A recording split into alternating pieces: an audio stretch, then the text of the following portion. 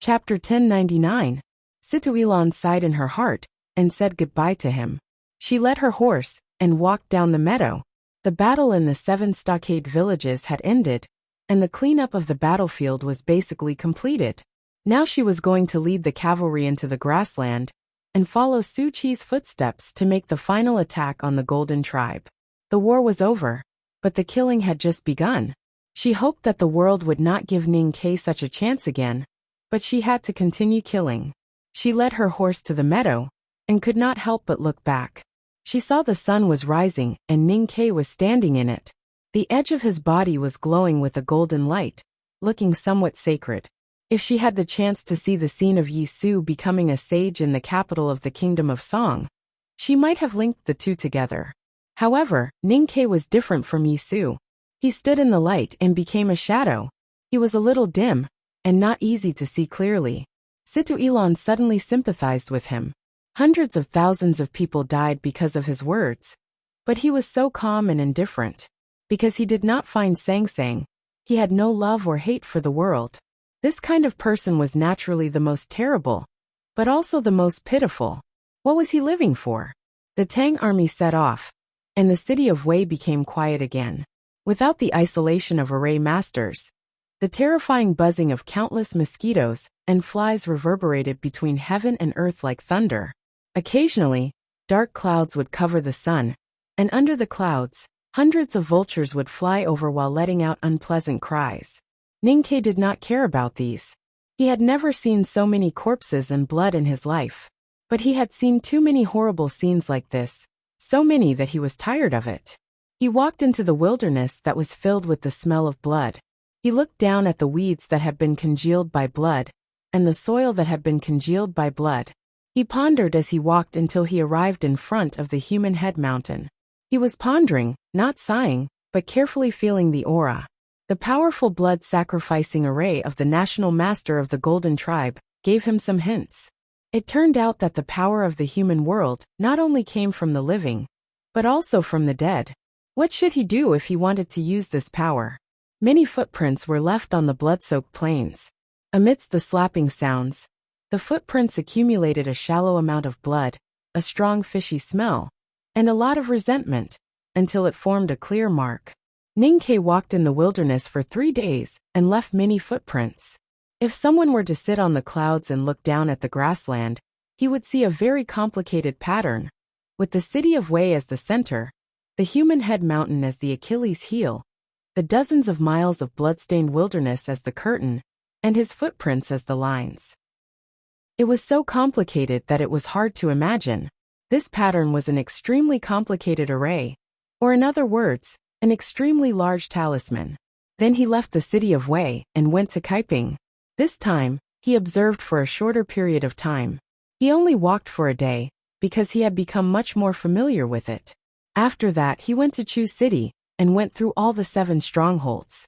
As a result, there was an extremely complicated blood formation outside each stronghold.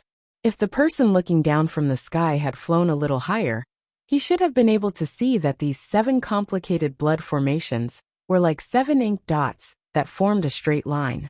The line was sloppy and random. It did not look like a complete stroke, but more like the beginning of a stroke.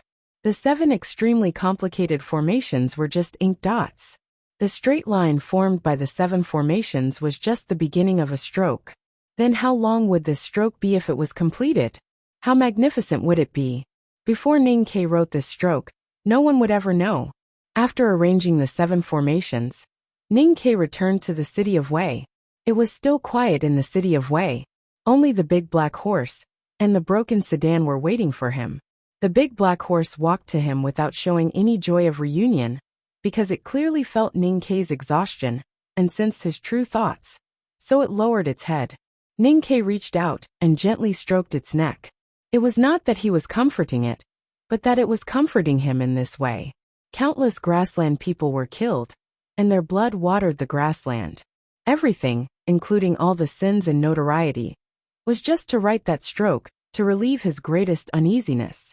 That faint fear and uneasiness were like whips that constantly whipped his body, causing waves of sharp pain in the depths of his soul, causing him to become more and more anxious. He was in a hurry to leave the city of Wei and head south, because he could not find her in the city of Wei. I can't find her. The Abbey Dean, eldest brother, and the drunkard probably haven't found her either. But I have to find her, so I want to ask for your help. Ning Ke looked at the black donkey in the broken sedan and earnestly asked for help. The black donkey was silent for a while, subconsciously scratching the grapes on the plate with its front hooves. Even though it was arrogant and lazy, it was clear about the importance of this matter. Its former master was killed by her.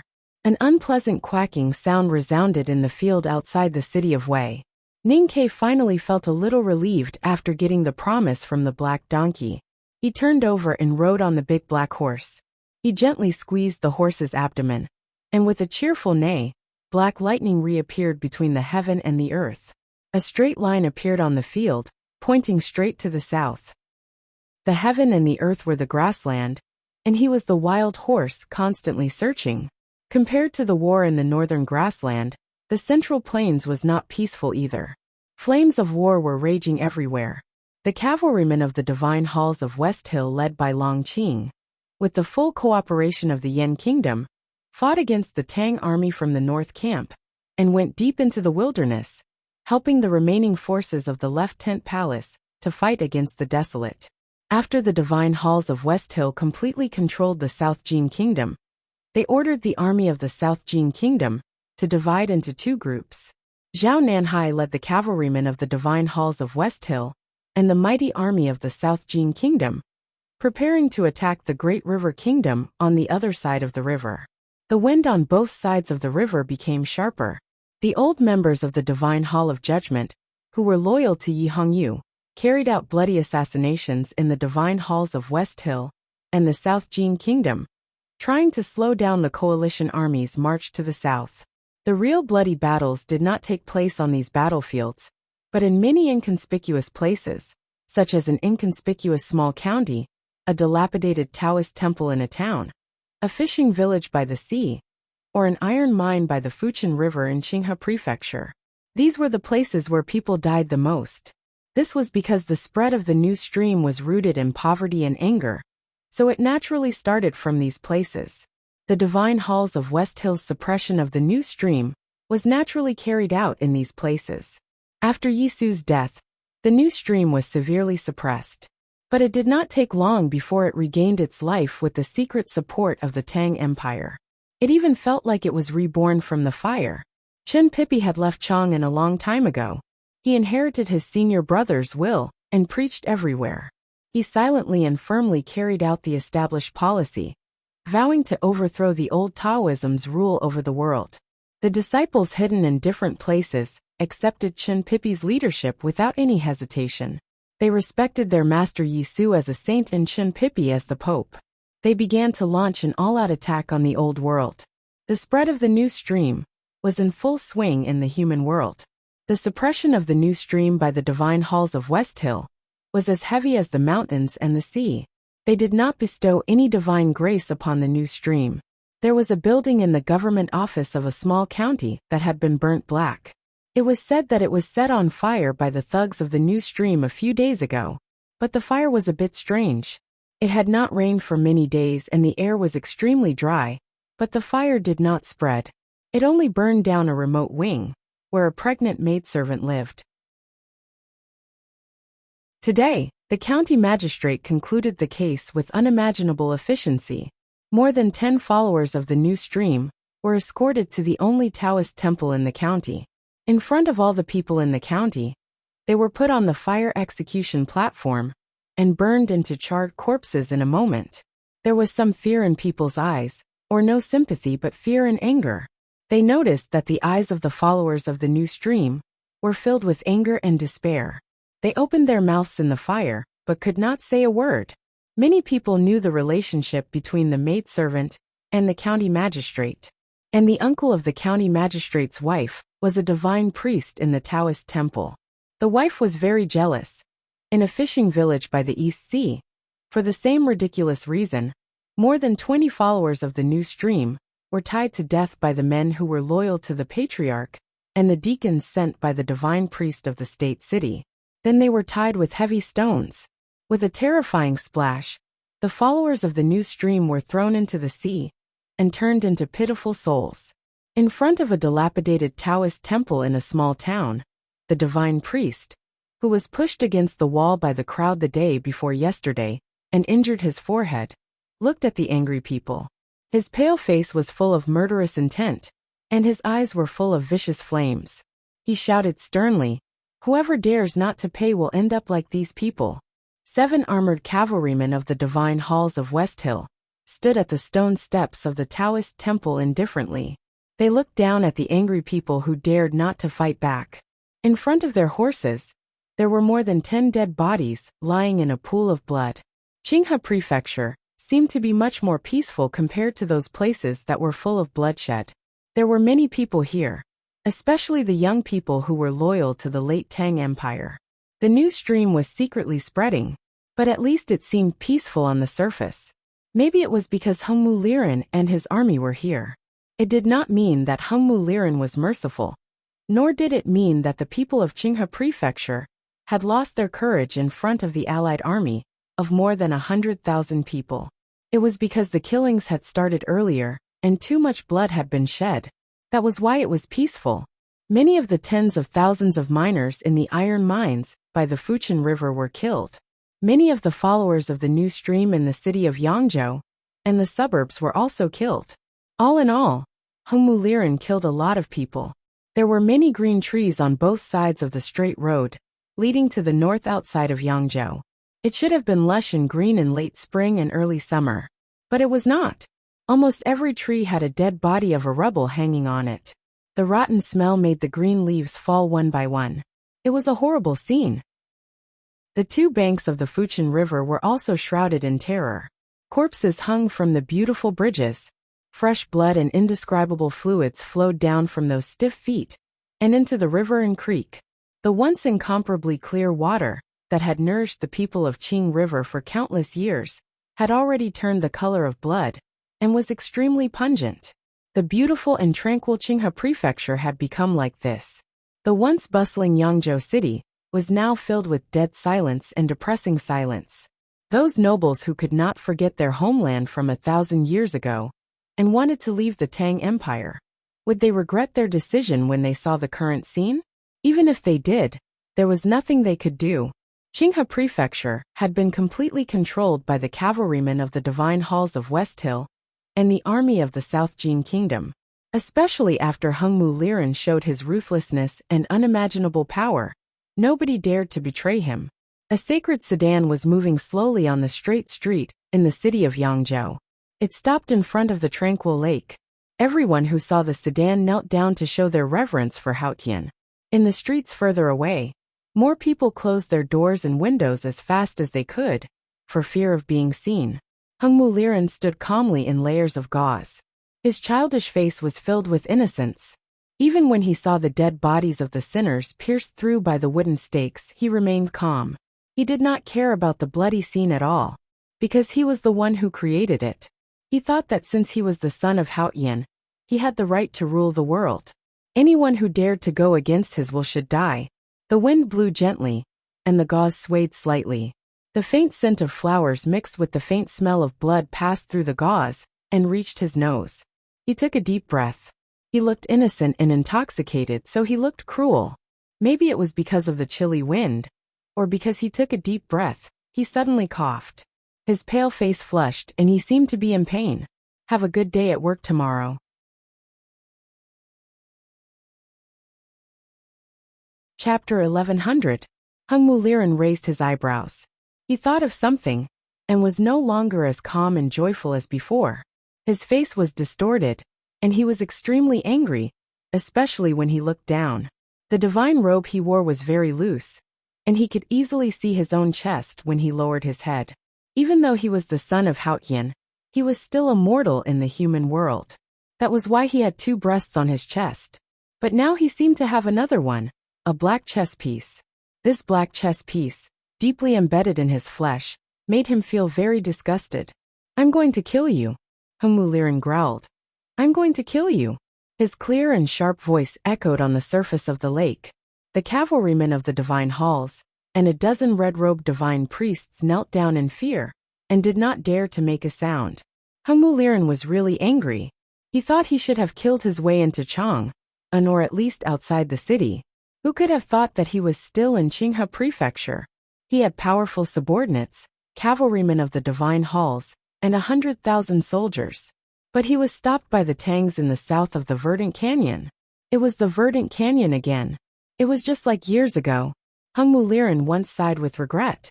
Junemo lost his arm, and he could no longer defend the Verdant Canyon alone. He also missed the chance to defeat the most powerful Junemo. Now Junemo was in the West Wilderness. Mr. First Yu Lian, Chen Pipi and Ning Ke were not here. But he was still stopped by the south of the Verdant Canyon. On the fields in the north of Qinghe Prefecture, the Divine Hall's coalition army of West Hill and the southern army of Tang had been fighting for dozens of days. Both sides had their own victories and defeats. Hengmu finally joined the battle himself, but he was ambushed by the academy and was badly injured. Those sighs seemed to have become slaps on his face. Every time Hengmu thought of it, he would feel pain on his face, and then he would go crazy in extreme pain. How could a few ants in the see-through state stop me? Hengmu Liren lowered his head and looked at the black chess piece. His slightly twisted eyebrows were full of disgust. His voice came from his teeth and was extremely cold. He closed his eyes and took another deep breath. The gauze around the divine sedan began to dance crazily. The wind blew, and the air above the lake was all sucked into his chest. His chest rose slightly, and his divine robe fluttered in the wind. This time he did not cough. A power that did not belong to the human world came to the human world and entered his body. With a muffled thud, the black chess piece embedded in his chest instantly shattered into countless pieces. He opened his eyes and looked in the direction of the Verdant Canyon. There was only killing intent in his eyes. His injuries had healed, so it was time for those people to die. Ever since the rebellion in Qinghe County, the Verdant Canyon had become the Real National Gate for the Tang Empire and the Academy. Because the South had all belonged to Taoism, it was a place that had to be guarded.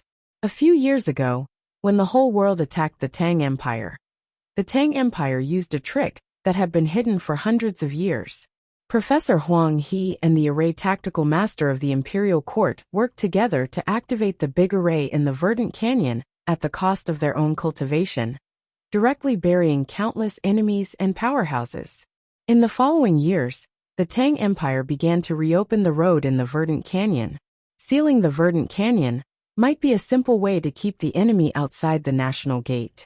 But what the Tang Empire wanted to do was to fight their way out of the Verdant Canyon, defeat all the enemies, and recover the lost land. However, under the pressure of the West Hill Divine Palace Coalition Army, especially the threat of Hengmu Liren, the Southern Battlefront Army, and the Yulin Royal Guards who were guarding the throat of the Tang Empire in the south, did not make any arrangements for the south. They silently guarded the Verdant Canyon, using the terrain and distance as weapons to keep the powerful enemies outside the Verdant Canyon.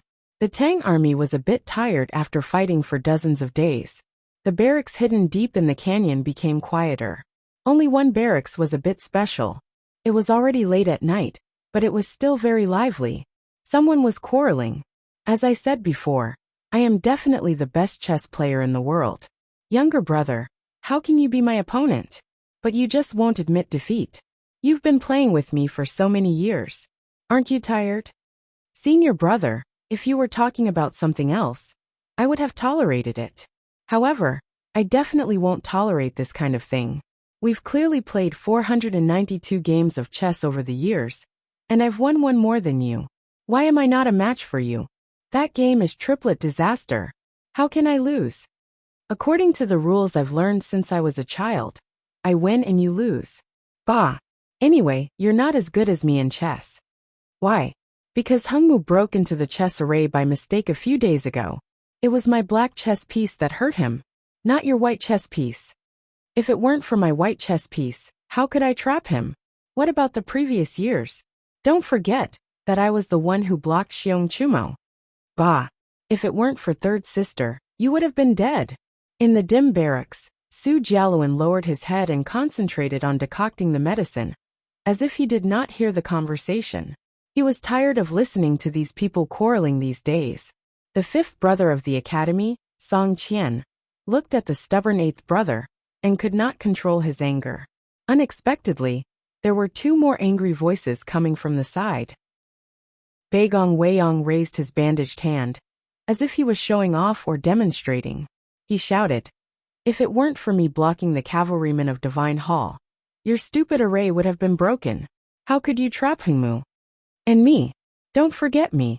Shiman Buhua also raised his bandaged hand to remind them. Then he looked at the fifth brother and the eighth brother and sneered. "Don't forget that this is the second time we've guarded the Verdant Canyon. In terms of rank, you're ahead of us. In terms of contribution, don't even think about being ahead of us." No one would listen to him, especially when he said it so harshly that it aroused the competitiveness of the senior brothers. For a moment, the barracks was filled with spittle and dirty words. It was so noisy. All right. Stop quarreling. Take your medicine first." Wang Qi walked over and stopped the four from continuing to be childish. Only when the lights were brighter could they see clearly that the four of them were lying on the bed, their bodies wrapped in bandages. The smell of medicine and blood was everywhere. It was unknown how severe their injuries were, but it was obvious that they no longer had the strength to fight. After drinking the smelly medicine made by the junior brother, the room became much quieter. After a long time, Baigong Weiyang suddenly asked, "11th, can your poison stop Hengmu?" It was quiet again for a long time. Wang Qi shook his head. "I've never heard that a grand cultivator who had surpassed the 5 states could be poisoned to death." Song Qian's expression was a little indifferent. "Hengmu has surpassed the 5 states. If he hadn't underestimated us, no one would have been able to stop him with the help of the remaining array intent in the Verdant Canyon." The atmosphere in the room became much more depressing. The previous excitement and the recent excitement all came from their complacency. They were very complacent. A grand cultivator like Hengmu, who had surpassed the 5 states, was defeated by them. However, Hengmu's injury would eventually recover. What should they do next? The situation of the war had changed. Hengmu could not step into the same river. Who could stop such a powerful cultivator? If they could not stop him, how could the Tang Empire defend this country? Wang Qi suddenly said softly, "Looking at the days, the things in the north should be over." Shiman Buhua frowned and said, "Although senior sister had planned this, the Golden Tribe is so powerful. How could they be defeated in such a short time? I don't have much hope." "I don't care." Baigong Weiyang was a little annoyed and said, "For useless cripples and 11th, the flower addict. How can we fight them? If Ning Ke doesn't come, I won't care anymore." Wang Qi was a little unhappy and said, "The flower addict is a woman. Senior brother, don't talk nonsense." Shiman Buhua was a little unhappy and said, "How can you throw everything to youngest brother?" Baigong Weiyang covered his head with the quilt and said in a low voice, "I want to throw it to eldest brother, second brother and third sister. But they have to come. Anyway, I can't beat Hengmu." The oil lamp dimmed again because of this sentence. In the ambush of the Verdant Canyon, the 4 disciples of the academy had used all their skills and used the array intent left by their predecessors. They had all the advantages, but they could only hurt Hengmu and were seriously injured. If Hengmu did not underestimate them, if they did not have those conditions, they could not think of any way to defeat him. Every time they thought of the scene where Hengmu broke the array by force with his majestic power, they would be silent and vigilant. Then they would feel uneasy and fearful. Su Jialuan finished the second batch of medicine and walked to the bedside. He gently pulled the corner of the quilt. The little attendant had become a real young man with delicate features. Baigong Weiyang lifted the quilt and was a little annoyed. He said, "What's the use of drinking medicine every day? What's the use of not drinking medicine?" Su Jialuan looked at him and said seriously, "Young master said that if nothing works, then do you still do it or not? Of course you still have to do it, because it's only possible if you do it. It's impossible if you don't do it." The room suddenly became quiet. The previously oppressive, and even somewhat despairing atmosphere, was immediately diluted by these words. With the help of Wang Qi, Baigong Weiyang sat up with difficulty. He took the bowl of medicine and gulped it down. "Song Qian, and the other two also drank the medicine as fast as they could. They had to recover as soon as possible. Even if they could not beat Hengmu, they had to use more strength to make Hengmu use more strength. In the early morning, the mist gradually dissipated, and the morning light shone on the verdant canyon. A horse came from the north. In the quiet valley, the sound of hooves was very clear. The Tang soldiers on duty at night peeped out from behind the seemingly simple, but actually strong arrow mounds. They did not draw their bows vigilantly, because they could see clearly that the horse came from the north. The horse was in black, and the people were also dressed in black. They were Ning Ke and the big black horse. Ning Ke's black academy uniform was full of dust. The big black horse's fat, which had been raised in the quagmire for several years, quickly disappeared in the galloping of thousands of miles. Now it looked especially strong and tired. From the city of Wei to the verdant canyon, thousands of miles away, he and the big black horse did not really rest. They only took a nap after drinking a pot of porridge when they passed by Yang Erxie's house. As time went by, the academy was no longer a mysterious place that connected the world with the outside world. Through the propaganda of the imperial court and the narration of blabbermouths like Beigong in the military camp, the image of Ning Ke, his weapons, and his horse were all discussed enthusiastically by the Tangs. At this time, looking at the obviously extraordinary big black horse in the valley, and looking at the iron arrows and knives on his body, someone quickly guessed his identity and quickly spread the news. On both sides of the verdant valley, behind the hidden arrow mounds, more and more Tang soldiers stood up and looked at Ning Ke in the valley. Some of them got up in a hurry and kept rubbing their eyes and yawning. Mr. 13 finally arrived. On the steep cliff, the voices of the Tang army gradually gathered together and turned into excited cheers. Along the way, tens of thousands of the Yulin Royal Guards and the Southern Battlefront Army cheered sincerely, and some brave soldiers greeted loudly. Ning Ke looked up at both sides of the valley and smiled and waved to say hello.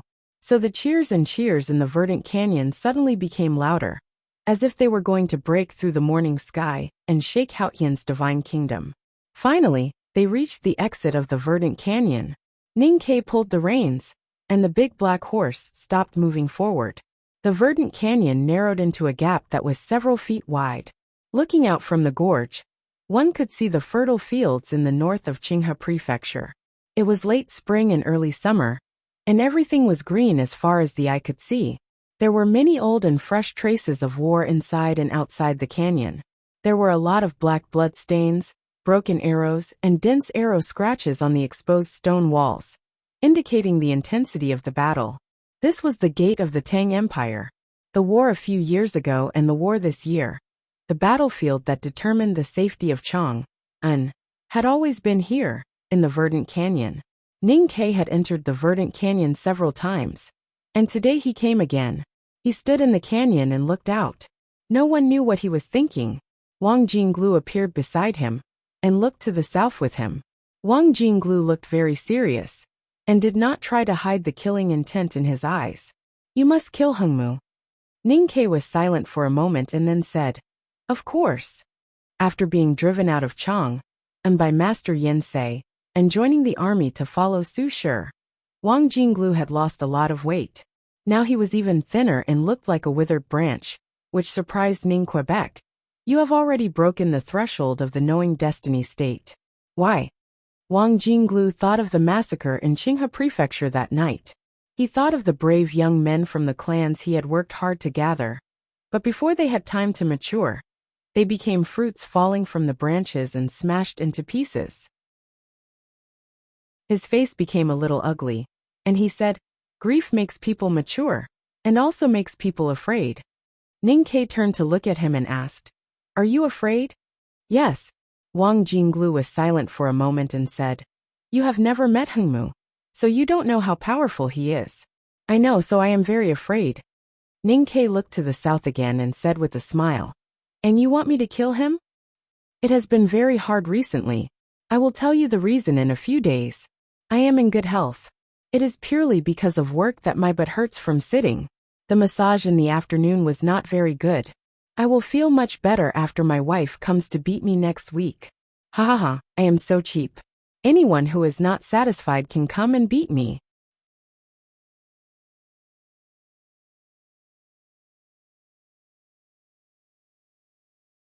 Chapter 11:01. Wang Jinglu said, "Though he's powerful, I can help you locate him. Just like what we've discussed before, you can shoot him. If you can't kill him with one arrow, shoot a few more." Ning Ke shook his head and said, "You'll die." "I'm not afraid of death. I should have died when Master Yen Sei wrote the Well Talisman in Chang'an. I should have died when Xiong Chumo killed General Su Shi. I should have died when the entire Qinghe prefecture was bathed in blood that night." Wang Jinglu looked to the south and said, "As long as I can kill him, I can die many times." Ning Ke was silent for a while and said, "He's not worth it." After saying this, he got off the horse and let go of the reins to let the big black horse rest.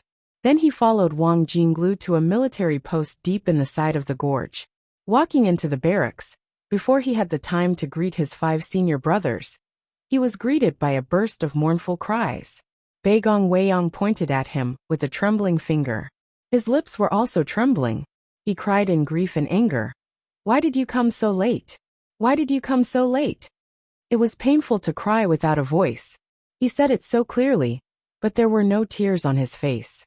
Of course he was faking it.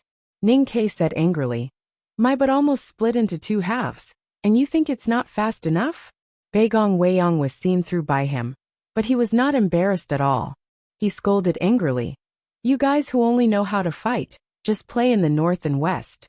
Most importantly, you leave this place to us scholars. You're so shameless. Anyway, I don't care. We've suffered a great loss. You have to avenge us." Ning Ke looked at his 4 senior brothers who were seriously injured in bed and said helplessly, "How do you want to avenge us?" Before Beigong said anything, 5th brother Song Qian said coldly, "Of course we have to kill him." Ning Ke glanced at Wang Jinglu subconsciously and asked confusedly, "The military summary I received said that my senior brothers performed well on the battlefield and successfully killed Hengmu. Why do I feel that you guys suffered a loss?" Beigong Weiyang said angrily, "You and 3rd sister were the ones who designed the array and the plan. Don't you know the details? But even so, we didn't manage to kill him. Instead, we were beaten into a pig's head. No matter how you look at it, it's a disgrace to the academy. Of course we suffered a great loss. Little brother, you must get back at us." Ning Ke took the ginseng soup from Wang Qi and drank it in one gulp. Suddenly he felt much more energetic. He took the hot towel from Su Jialuan and wiped his face. He looked at the crowd and asked, "Wang Jinglu said that he wanted to kill him, and now senior brothers also say that they want to kill him. Of course we will kill him, but why are you so obsessed with him? Moreover, it's fine to kill him, but you also said that he's not easy to kill. What are you trying to say?" Beigong Weiyang praised, "Although the rhyme is extremely boring, it is still rhyming." Ning Ke ignored him and threw the towel back to Su Jialuan. He said, "Boost the morale of others and diminish our own. What exactly do you want to do? Can you just say it?" Song Qian was the highest in the room. Everyone looked at him. He said seriously, "I'm saying this to remind you to be careful. Hengmu is too strong. Maybe we should defend for a while. The verdant canyon is naturally easy to defend. With our tactical array and poison, we should be able to hold on until senior brother arrives." He suddenly thought of something very important. What about senior sister? She's injured and needs some time to recover. Ning Ke said, "As for defending, I don't agree. This is not the original plan. Senior sister won't agree either. The Golden Tribe Royal Court is indeed powerful. Senior sister is indeed injured. If she came with you, I would have no objection. We should attack Yangzhou, but not now. Why not? We have to go south eventually." Seeing that Ning Ke did not change his mind, Beigong Weiyang clapped his hands and laughed.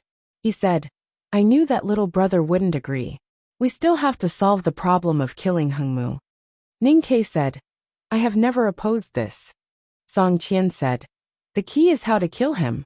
Now it seems that the most reliable and safest way is to use the primordial 13 arrows and let Wang Jinglu be the bait." Wang Jinglu took a step forward with a smile on his face. Song Qian stood up with the help of Wang Qi and walked to Ning Quebec. He said, "If Wang Jinglu can't do it, then it's our turn. We'll use the tactical array to force him to show his state." Ning Ke was silent for a long time. He said, "You've been talking about how powerful Hengmu is. Are you trying to convince me to accept your arrangement?" Song Qian was as thick-skinned as all the people in the back of the mountain of the academy. He said calmly, "Hengmu is powerful. Our arrangement is not bad either." Beigong Weiyang saw that the atmosphere was a little depressing. He praised again. "The rhyme is also very accurate." Ning Ke did not think and said directly, "I don't agree." Song Qian and the other brothers looked at each other and sighed. "We are worried that you won't agree. That's why we put on this show. Why can't you understand our intention?" Beigong Weiyang was about to say something when Ning Ke glared at him and said, "I don't care if it's rhyme or not. If I don't agree, I don't agree. I don't agree to guard. And I don't agree to exchange your lives for Hengmu's." He looked at Wang Jinglu and said, "As I said just now, he doesn't deserve it." Everyone was silent. They did not know what to do since their well-planned advertising campaign did not work. Song Qian asked worriedly, "Then how do we kill Hengmu?" Ning Ke said, "How do we kill a person? Of course we kill him." It sounded like nonsense, but it was still nonsense when one thought about it.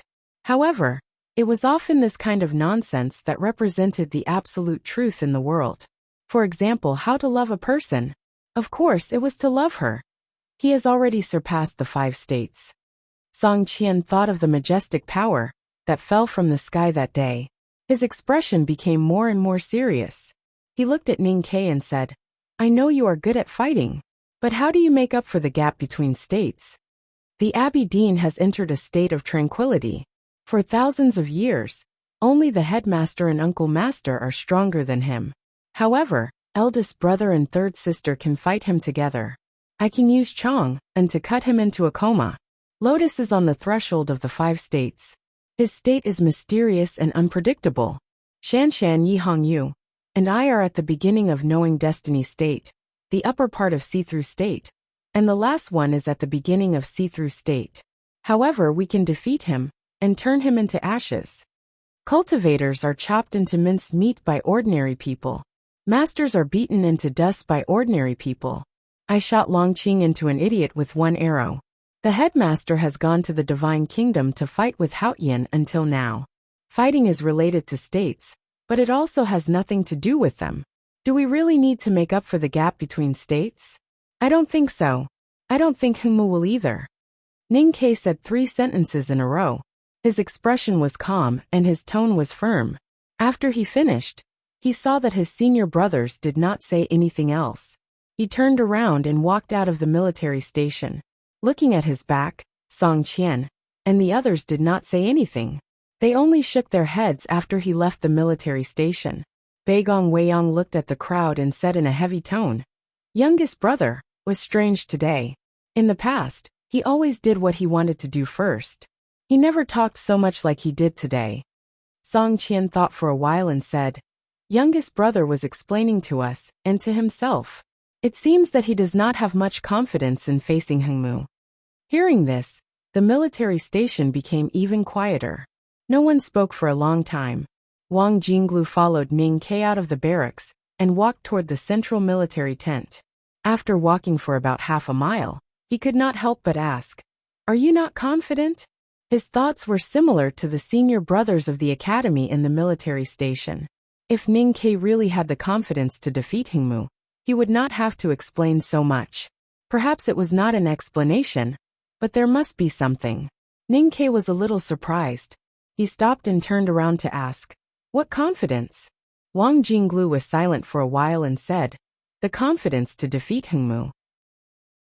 Ning Ke raised his eyebrows slightly and thought for a while before he understood what Wang Jinglu meant. He smiled helplessly and said, "Those words were for the senior brothers.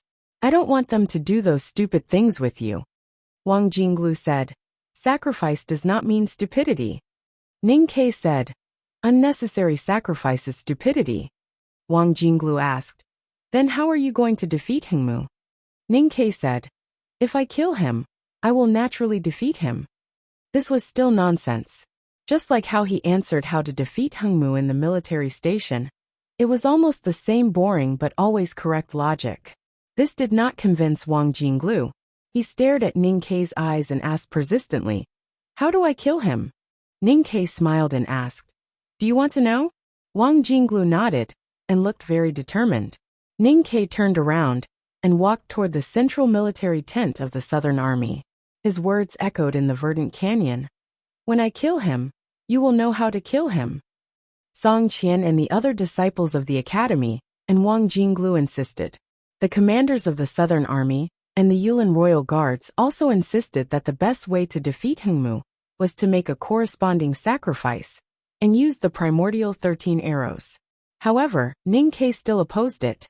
When others opposed his opinion, he would continue to oppose it. He was the youngest brother of the academy. According to the sequence, he was not very high. However, he was the de facto leader of the academy. As for the Tang Empire, they all followed his lead. Therefore, his insistence was very powerful. No matter what Song Qian and the other Tang generals thought, they still had to follow his orders. The next morning, the Tang army left the verdant canyon in the south and came to the fertile field in the north of Qinghe County. This was the first time that the Tang army set foot on this land since the rebellion of the warlords in Qinghe County. The morning light was beautiful, and the morning breeze was pleasant. The military flag danced in the wind and looked fresh in the light. The news of the fall of the Golden Tribe Royal Court was told by Ning Kei to the generals. Coupled with his deliberate action, the news quickly spread among the army. The strong enemy in the north that had been entrenched for many years suddenly became a mirage. The morale of the Tang army was greatly boosted. Looking at the former territory, they only felt magnificent. Even the generals and cultivators who were worried about Hengmu felt refreshed at this moment. It was not because they saw the legendary scenery, but because they came to this beautiful scenery. The Tangs would eventually take back what belonged to them. Walking out of the verdant canyon was the first step in this process. All they needed to do was to be more stable. The 40,000 cavalrymen of the Southern Battlefront Army and the Yulin Royal Guards, together with a larger number of experienced infantry, formed a mighty army. They swarmed out of the verdant canyon and spread across the fields toward the south. They did not encounter any strong resistance along the way. The armed forces of the warlords hiding in the towns and villages melted like ice under the sun in front of the Tang army. They could not even slow down the Tang army southward, let alone stop them. The rumored beautiful bridges, rivers, and gardens in spring appeared in front of the 100,000 Tang soldiers. They enjoyed it silently and calmly, but soon they could no longer maintain this mood. There were dead people everywhere. Between the bridges and the gardens in spring, there were hanged people everywhere. At least thousands of bodies were hanging on the treetops, on the bridges, and at the gates of the gardens. Some of the bodies were already rotten, while some were still glaring with anger. The once quiet and beautiful homes in the south of the Tang Empire seemed to have become a huge graveyard. From the verdant canyon to the city of Yangzhou, there were such miserable scenes everywhere. The Tang army could no longer be happy as they broke through the cities and towns one after another. Their expressions were extremely solemn, and their footsteps became more and more hurried. They knew very well that the dead hanging in Qinghe County must be their compatriots. Yes, Qinghe County had betrayed the Tang Empire a few years ago, but there were still many people living here who cherished Chang'an, especially those young people. As long as they cherished the Tang Empire, they were Tangs and compatriots. The Tang army marched silently and hurried south. They did not release the hanged dead, nor did they pay more attention to them. There was no mourning ceremony, because they knew that they had to reach the city of Yangzhou as soon as possible and drive the West Hill Divine Palace and the South Jin Kingdom out of this territory. Only then could they truly comfort the dead. It was another early morning. The Tang army appeared at the foot of the city of Yangzhou. Countless military flags fluttered in the morning wind. The war horses neighed softly, and the blades were unsheathed. A murderous aura rushed toward the ancient city. The city of Yangzhou was in chaos. When the Tang army left the verdant canyon, the warlords and bigwigs of the West Hill Divine Palace had received the news. But no one had expected that the Tang army would come so quickly. Yangzhou was a big city. Even compared to the entire Tang Empire, it could be ranked in the top 5. It was extremely difficult to conquer. The Tang army did not take advantage of the momentum to attack the city. The generals of the Southern Army and the Yulin Royal Guards forcibly controlled the emotions of the soldiers. They began to set up camp on a large gentle slope 10 miles north of the city. For a moment, the sound of pounding earth could be heard everywhere. A Tang soldier was smashing a wooden pile. Hearing the sound coming from afar, he looked up and saw that the city gate of Yangzhou was slowly opening. A dense mass of cavalry surged out like a tide. My mood is terrible. It was caused by ice dregs of the butterfly forest and other B*cheese. I might stop writing for a day tomorrow. Think about it. The day after tomorrow I will recover. And the day after tomorrow I will start to explode. Damn, I want to defeat these B*cheese. Chapter 1102. Yesterday, I mentioned that I might have to take a day off to think about it. That's right, there was no update today. Due to his health, he hadn't written much in the past half a year.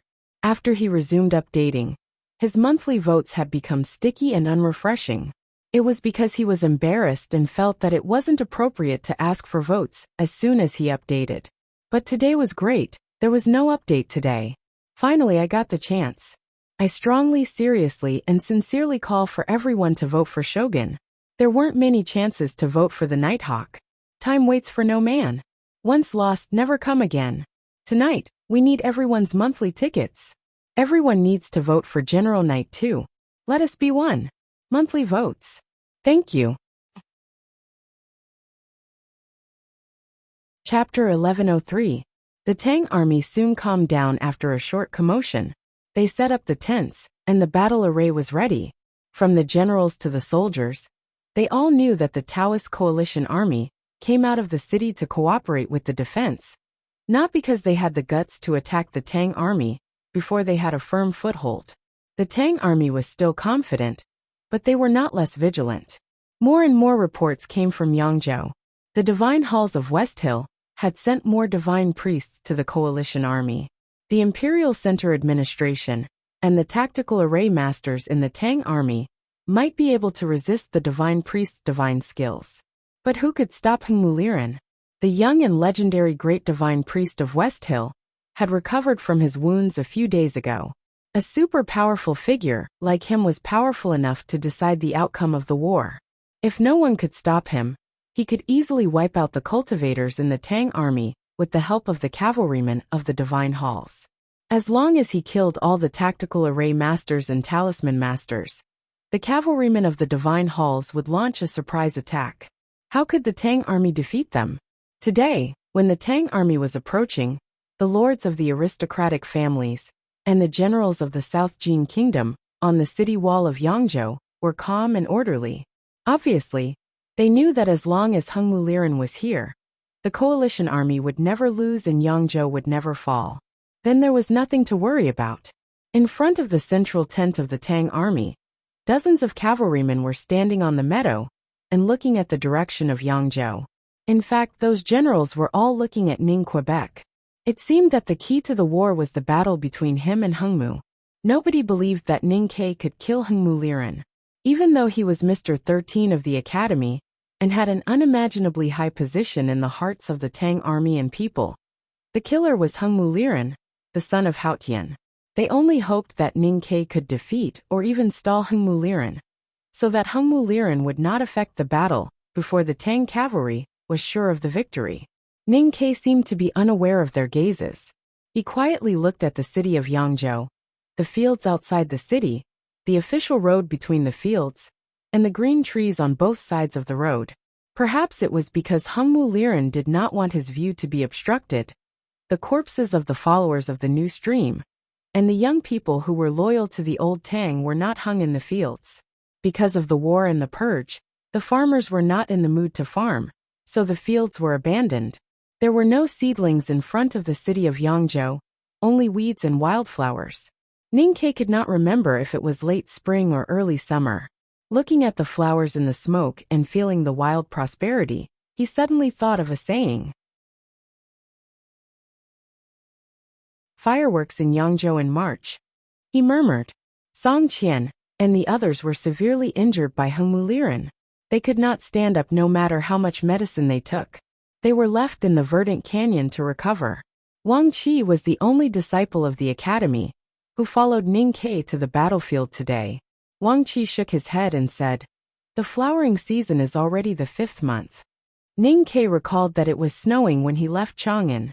Time passed too fast. He could not help but sigh and said, "I don't have the energy to remember these things." Time was the most important thing, but he had to go to the wilderness in the north and the Qinghe River in the south. He had to kill many difficult people and make many difficult decisions. Those things seemed to be more important than time. 11th brother, I'll go first. Ning Ke said to Wang Qi. Wang Qi looked at him worriedly and said, "Don't force yourself if you can't succeed." Ning Ke smiled and lifted the reins. The big black horse slowly lifted its hooves and trod on the fertile fields. Along the way, the weeds were bent and the wildflowers were broken. It was heading toward the city of Yangzhou. A single rider arrived at Yangzhou City, attracting dozens of sparse arrows. The big black horse looked at the enemies on the city wall with an indifferent expression. It probably thought it was boring. Ning Ke did not dodge and watched the arrows fall on the field in front. Someone looked at the handsome black horse and the man dressed in a black academy uniform on its back, and finally remembered the descriptions in the rumors. He immediately lost his head in panic and shouted loudly, "Ning Ke! Mr. 13! The academy is here!" Recognizing Ning Ke, the people on the city wall of Yangzhou were in an uproar. There were people moving everywhere, and the sound of heavy shields moving was deafening. The prideful red-robed clerics instantly paled. They waved their arms and screamed, "Quickly report this to the divine seat." Bai Haixin had died in front of the verdant canyon a few years ago. The current commander-in-chief of the South Jin Kingdom was his brother-in-law Dong Wei. Dong Wei, who was usually calm and confident in front of his subordinates, had already hidden behind 3 layers of shields. Looking at the iron bow on Ning Ke's shoulder, his body trembled uncontrollably, and his voice trembled violently. "Mr. 13, please wait. The great divine priest will be here soon." The entire human world knew how powerful and terrifying Ning Ke was. Just like how the Tangs were worried about Hengmu Liren, Ning Ke's name was also a terrifying deterrent to the enemies of the Tang Empire. Fortunately, the iron bow was resting on his shoulder quietly. Otherwise, Dong Wei and the priests in red would not even dare to shout. Even if they could shout, they would not shout for a fight. They would just say that the great divine priest would be here soon, and that they should wait for a moment. For the people in the human world, powerful cultivators like Ning Ke and Hengmu were no different from immortals. Since there was going to be a fight between immortals today, why would they as immortals bring about their own destruction? The news that Ning Ke had arrived at the city of Yangzhou reached Hengmu Liren's ears in the shortest time possible. His innocent face revealed a sincere smile and he said with relief, "Finally, you are here." A priest was reporting the latest military intelligence to the divine halls in a low voice. He told the divine halls of West Hill about the collapse of the Golden Tribe Royal Court and how Ning Ke defeated 10,000 cavalries in the city of Wei with 1 arrow. Then he begged the great divine priest with a trembling voice not to underestimate the enemy. Hengmu Liren laughed innocently and satisfyingly. He murmured, "So what if he is powerful? He is just a mortal after all, while I am the real son of God." Yes, he thought that he was the real son of West Hill, and Long Qing was not qualified to be mentioned in the same breath with him. If it were not for Long Qing's silence, he would have made Long Qing the only one in the world. "Ning Ke, I will meet you outside the city." Hengmu Liren looked to the north and said slowly. His childish voice condensed into a beam and stirred up the layers of gauze in front of the sedan. It flew over 10 miles and exploded in the fields outside the city like thunder in spring. Boom! Many soldiers on the city of Yangzhou almost fainted because of the thunder. They managed to hold their bodies and not fall down. When they came to their senses, they were all cheering. The great divine priest's casual words were like the power of heaven. His state was way beyond the human realm. No matter how powerful Mr. 13 from the academy was, how could he defeat the great divine priest? Ninkei lowered his head and looked at the wild flowers in the fields calmly. The big black horse lowered its head and chewed on a wild flower. It did not taste good and spat it out, as if it did not hear the thunder at all. "Meet me outside the city?" He looked up at the city of Yangzhou and said, "I am the owner of this place. I can meet you however I want." He did not use the Great Spirit on purpose. He just said it normally, so his words were not as powerful as Hengmu Liren's. But he knew that Hengmu Liren could hear him. After that, he took out a handful of meatballs and stuffed them into the big black horse's mouth. The big black horse did not dare to disobey. It chewed the meatballs with a bitter face and swallowed them as fast as it could. Then it lowered its head and chewed on the grass with dew on it, so that it would not be affected by the smell. The meatballs were concocted by Wang Qi. They were very effective but tasteless. Ninkei also ate a handful of meatballs. He looked at the cavalrymen of the divine halls of West Hill and the South Jin Kingdom, below the city of Yangzhou. He stroked the big black horse's hair and said, "You came from the Southern Battlefront Army and left the military ministry because I chose you outside the academy. You should be a warhorse no matter how I look at it."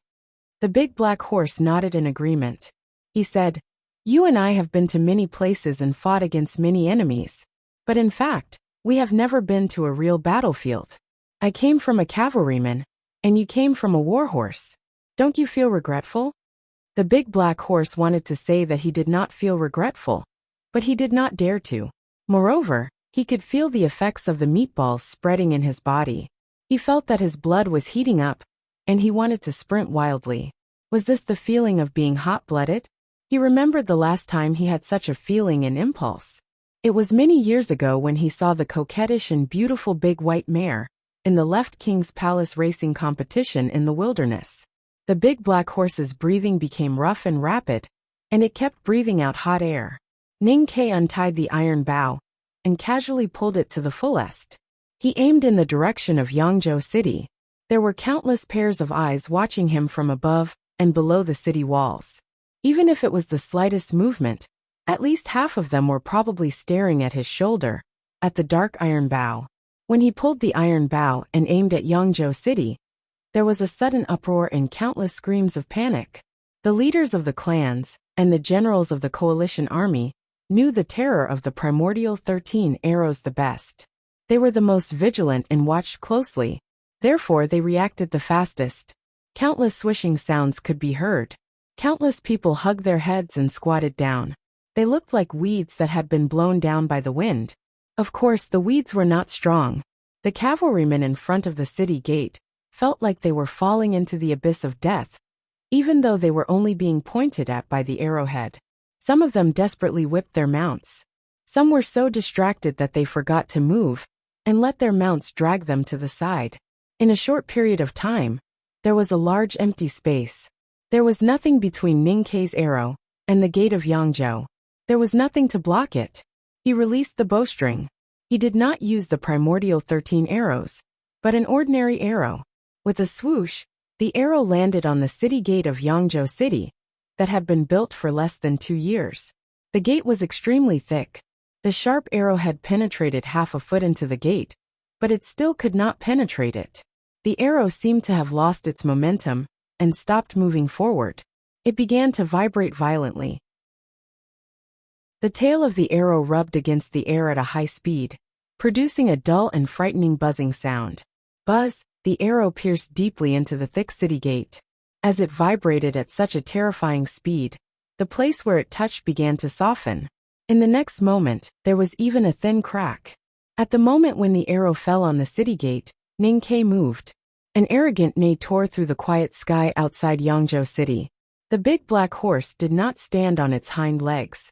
It lowered its head and stomped its hind hooves on the ground.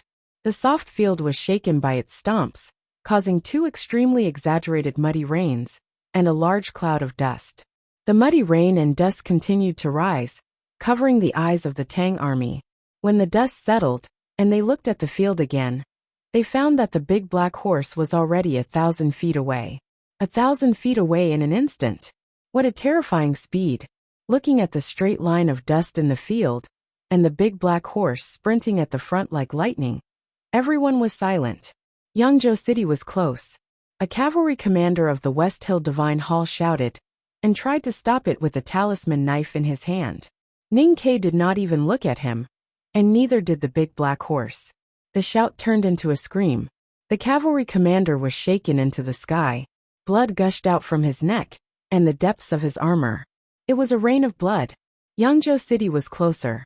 A sword master from the South Jin Kingdom pulled out his sword and wanted to launch a sneak attack. Although he was not a disciple of the sword Garrett, he had learned some sword style from the sword Garrett. He was particular about a foot in front of the body, so he held his sword tightly. He wanted to use his sword at the most powerful moment. The big black horse crashed into his body. The sword master from the South Jin Kingdom did not have time to draw his sword because the big black horse was too fast. It was so fast that it was beyond his imagination and all his calculations. It was even several times faster than his sword. A foot in front of the body, his sword was knocked back by the big black horse just as he was unsheathed. With a swish, the sword master from the South Jin Kingdom's body was cut in half. He was cut in half by his own sword. The big black horse rushed into the 100,000 cavalrymen with a violent cloud of dust. It was so duty-bound, righteous, and fearless, because its blood was hot. Of course, if it had not taken those pills, it might not have been so resolute. The cloud of dust was straight, and the black lightning lit up the entire field. In front of that straight line, countless figures were shaken into the sky. Bang, bang, bang. The hard armor was deflated. Boom, boom, boom. The sharp swords and knives were broken. Yangzhou was really close. The Allied cavalry finally organized an effective defensive formation. Several long spears were pointed at the front. The sharp and poisonous spear tips shone with a chilling luster under the sunlight. Ning Kai stared at the arrow that was still shaking violently on the city gate and said, "Rise." The big black horse neighed and leaped into the sky. Time seemed to stop at this moment. On the horse's back, Ning Kai punched the tail of the arrow. Countless cracks appeared on the thick city gate in an instant, densely packed like a spider web. Crack, crack, crack, crack. The city gate collapsed. The big black horse landed, lighter than a swallow. Several terrifying spears had already been left behind. It did not slow down, and continued to rush forward like a black ghost. They entered Yangzhou. I wrote for the whole day today, and only wrote 4,000 words. I almost threw up. Mom was shocked when she heard the sound of me retching. She thought something was wrong with me. Actually, my body is fine.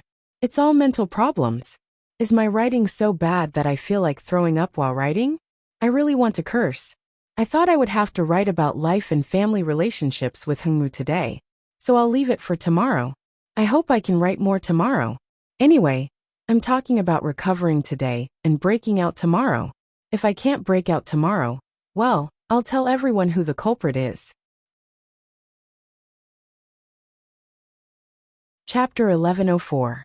Countless pairs of eyes watched the big black horse break into the enemy's camp like lightning, and then enter Yangzhou like a wisp of smoke. There were the Tang army, bigwigs from the warlords in the city, the dead in the Fuchin River, and the dead hanging on the trees on the bridge. Many of them died with their eyes wide open. They finally closed their eyes when they saw Ning Quebec. There was a long straight road behind the city gate of Yangzhou. The big black horse galloped southward, and traveled a few miles in an instant. The sound of hooves slowed down. That was Ning Kai's reply to the dead in Qinghe Prefecture. In the middle of the street thousands of feet away, there was a huge sacred sedan. The gauze curtain was fluttering in the warm spring breeze, revealing the face of the young great divine priest. He was still calm with a cruel smile. "You are in such a hurry.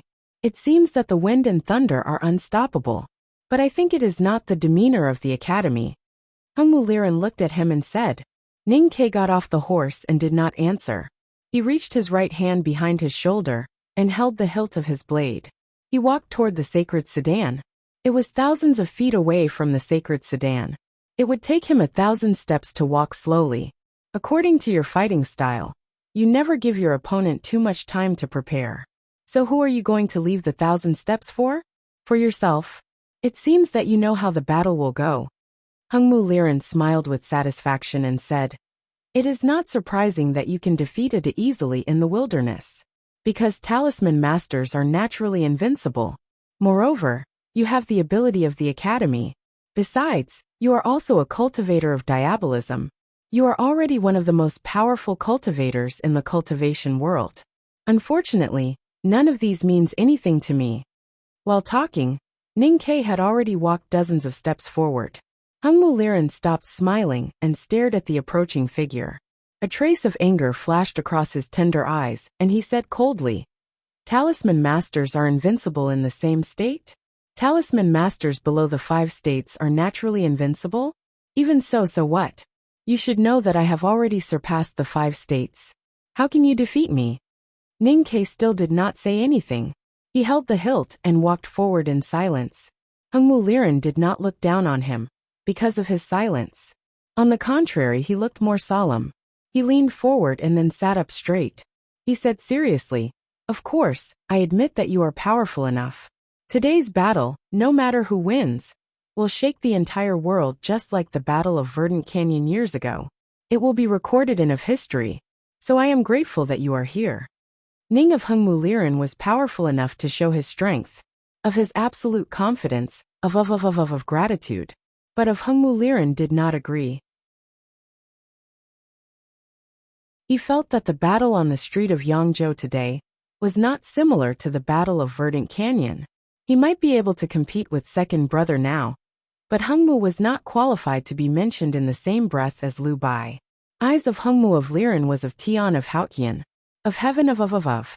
Liu Bai was the most powerful one, who dared to draw his sword against Haotian. He was the most powerful one in the world. Ning Ke remained silent. Hungmu Liren was finally displeased. His solemn expression was mixed with anger. He thought that there should be some sympathy between him and Ning Quebec. However, Ning Ke did not answer him, which made him feel ignored. Are you confident that you can defeat me? He looked at Ning Ke and said sarcastically. No. Ning Ke finally spoke. He looked at the sacred sedan and said calmly, Before every battle, I am never sure that I can defeat my opponent, even if my opponent is a baby who can't cultivate. Only people like Yi Hongyu, and I can understand this mentality. So you will never defeat people like us. Hungmu Liren remained silent for a while and said, Is this a man who lives to fight? Ning Ke was about 1,000 feet away from the sacred sedan. He loosened his grip on the hilt, and then tightened it. Hungmu Liren raised his head and stared at his face.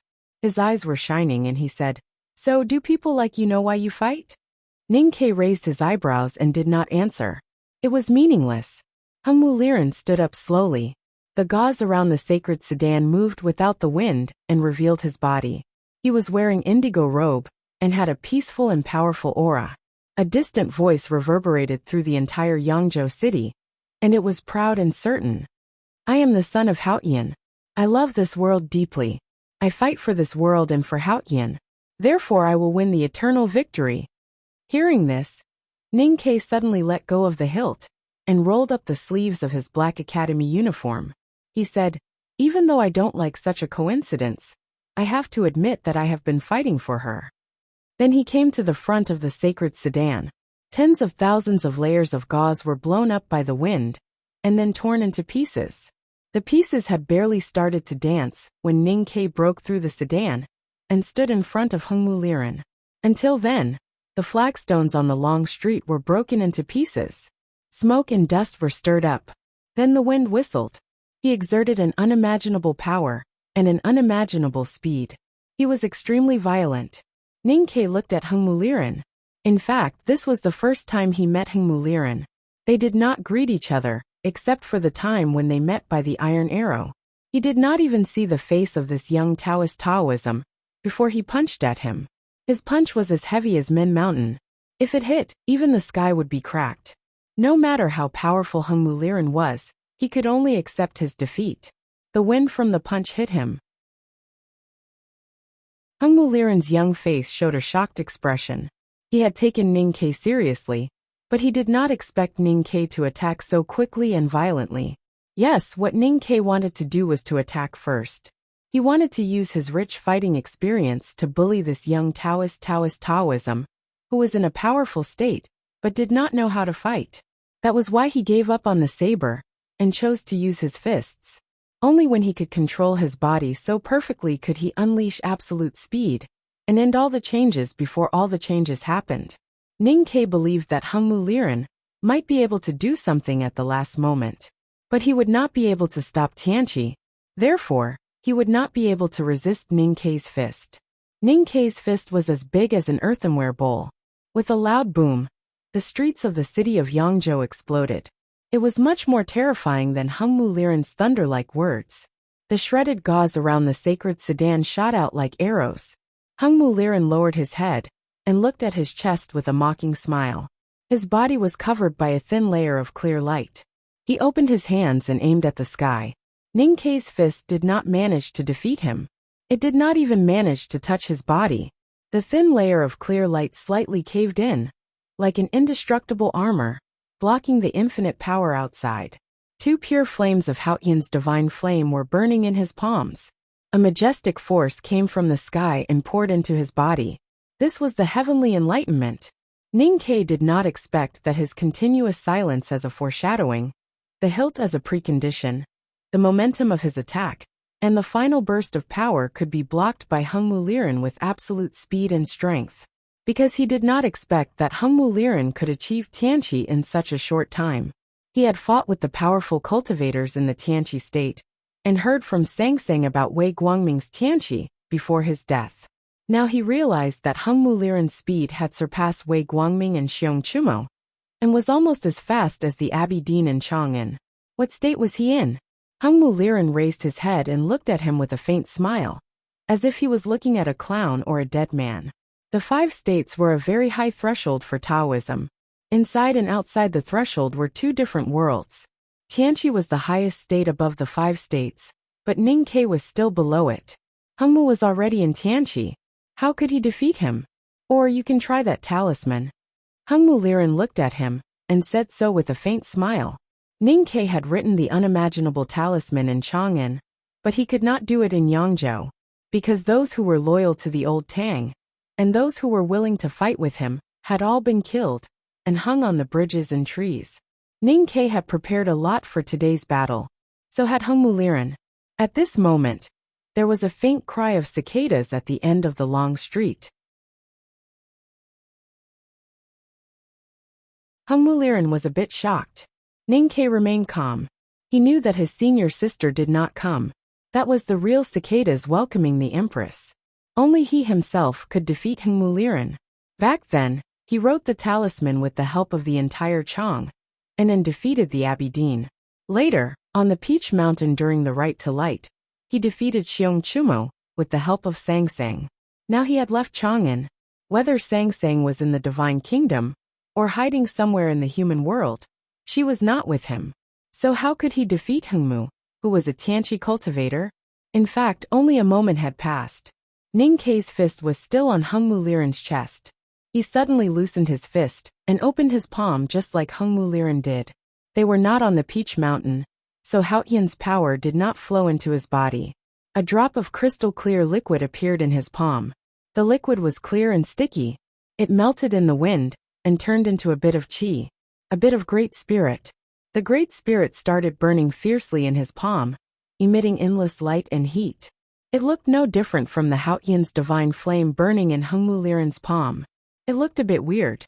Suddenly, Ning Ke slapped on Hung Mu Liren's chest with a backhand.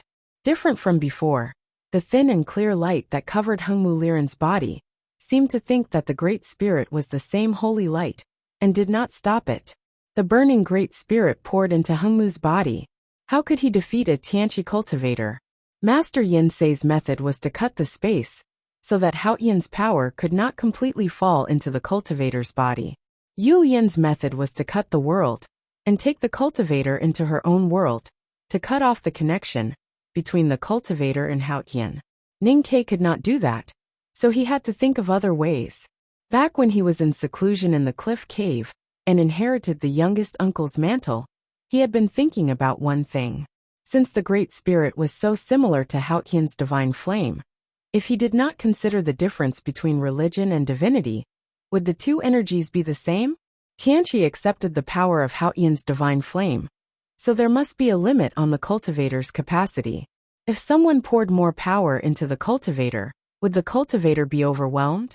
That was his method. Hengmu Liren was in Tianqi. His body was filled with Haotian's divine flame. He could not stop the process, but he could pour a spoonful of oil on the fire and rain on the river that had overflowed the dam. He believed that the divine flame that he poured into Hengmu Liren's body was more than enough to cause a qualitative change. A little bit of the Great Spirit? That was the cultivation that he had been cultivating day and night for years. It seemed to be a little bit, but it was actually almost infinite. After a light pat, Ning Kei's face turned extremely pale. Even his cheeks looked thinner. It was not hard to imagine how much power he had lost at that moment. Hengmu Liren's face turned pale too, but it was not pale because he was weak. Instead, it was pure and holy like jade. In contrast, his pupils had occupied his entire eye sockets. They were pure and dark, extremely sacred, but with a hint of pain. The process only lasted for a short while. Dust and smoke rose up on the long street. The qi of heaven and earth above the city of Yangzhou, and even further away, were disturbed. Clouds were stirred up and the sacred sedan could not hold on any longer, and turned into ashes. It was as if a horrible hurricane from the storm sea, in the east of the kingdom of Song, had suddenly arrived here.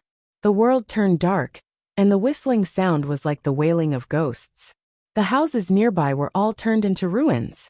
The dust and smoke gradually dispersed. Hengmu Liren stood still. His divine robe was torn and hot air was coming out from the cracks. His mouth and nose were extremely dry. He seemed to be about to fall, but he did not. Stupid human.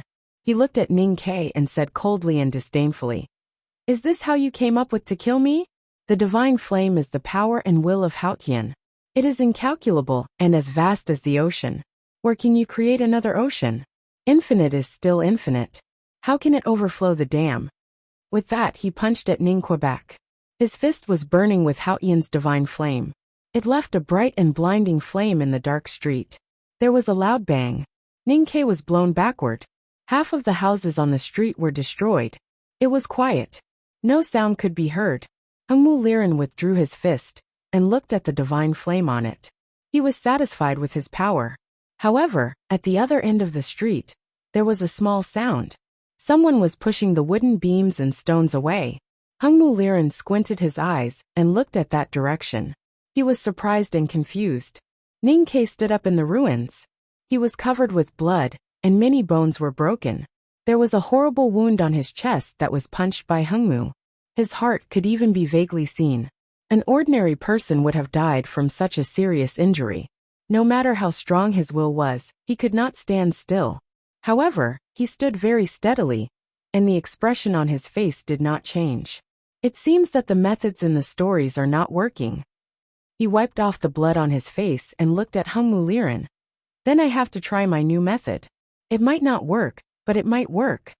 The story that Ning Kei read was called Qing Yu Year. The method was the one that the Qing emperor used to deal with Ku He. The new method he learned was the one that he learned a few days ago. I don't want to use the name Yangzhou anymore, because it is not beautiful. So I decided to use the Great Spirit. Tomorrow it will be called Fireworks in March, and the day after that it will be called 1,000 Miles Happy Wind.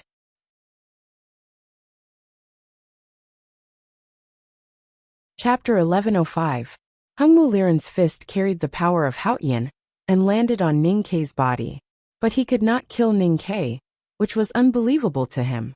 Ning Kei was covered in blood and wounds. Even his heart was broken. But he was still standing. How could that be? The big black horse ran to Ning Kei and lowered its head to his right hand, so that Ning Kei could put his hand on his neck to help him stand. Ning Kei gently stroked its mane to show that he was fine. I forgot the order of Lian Sheng's words. Is it Buddhism to cultivate the devil?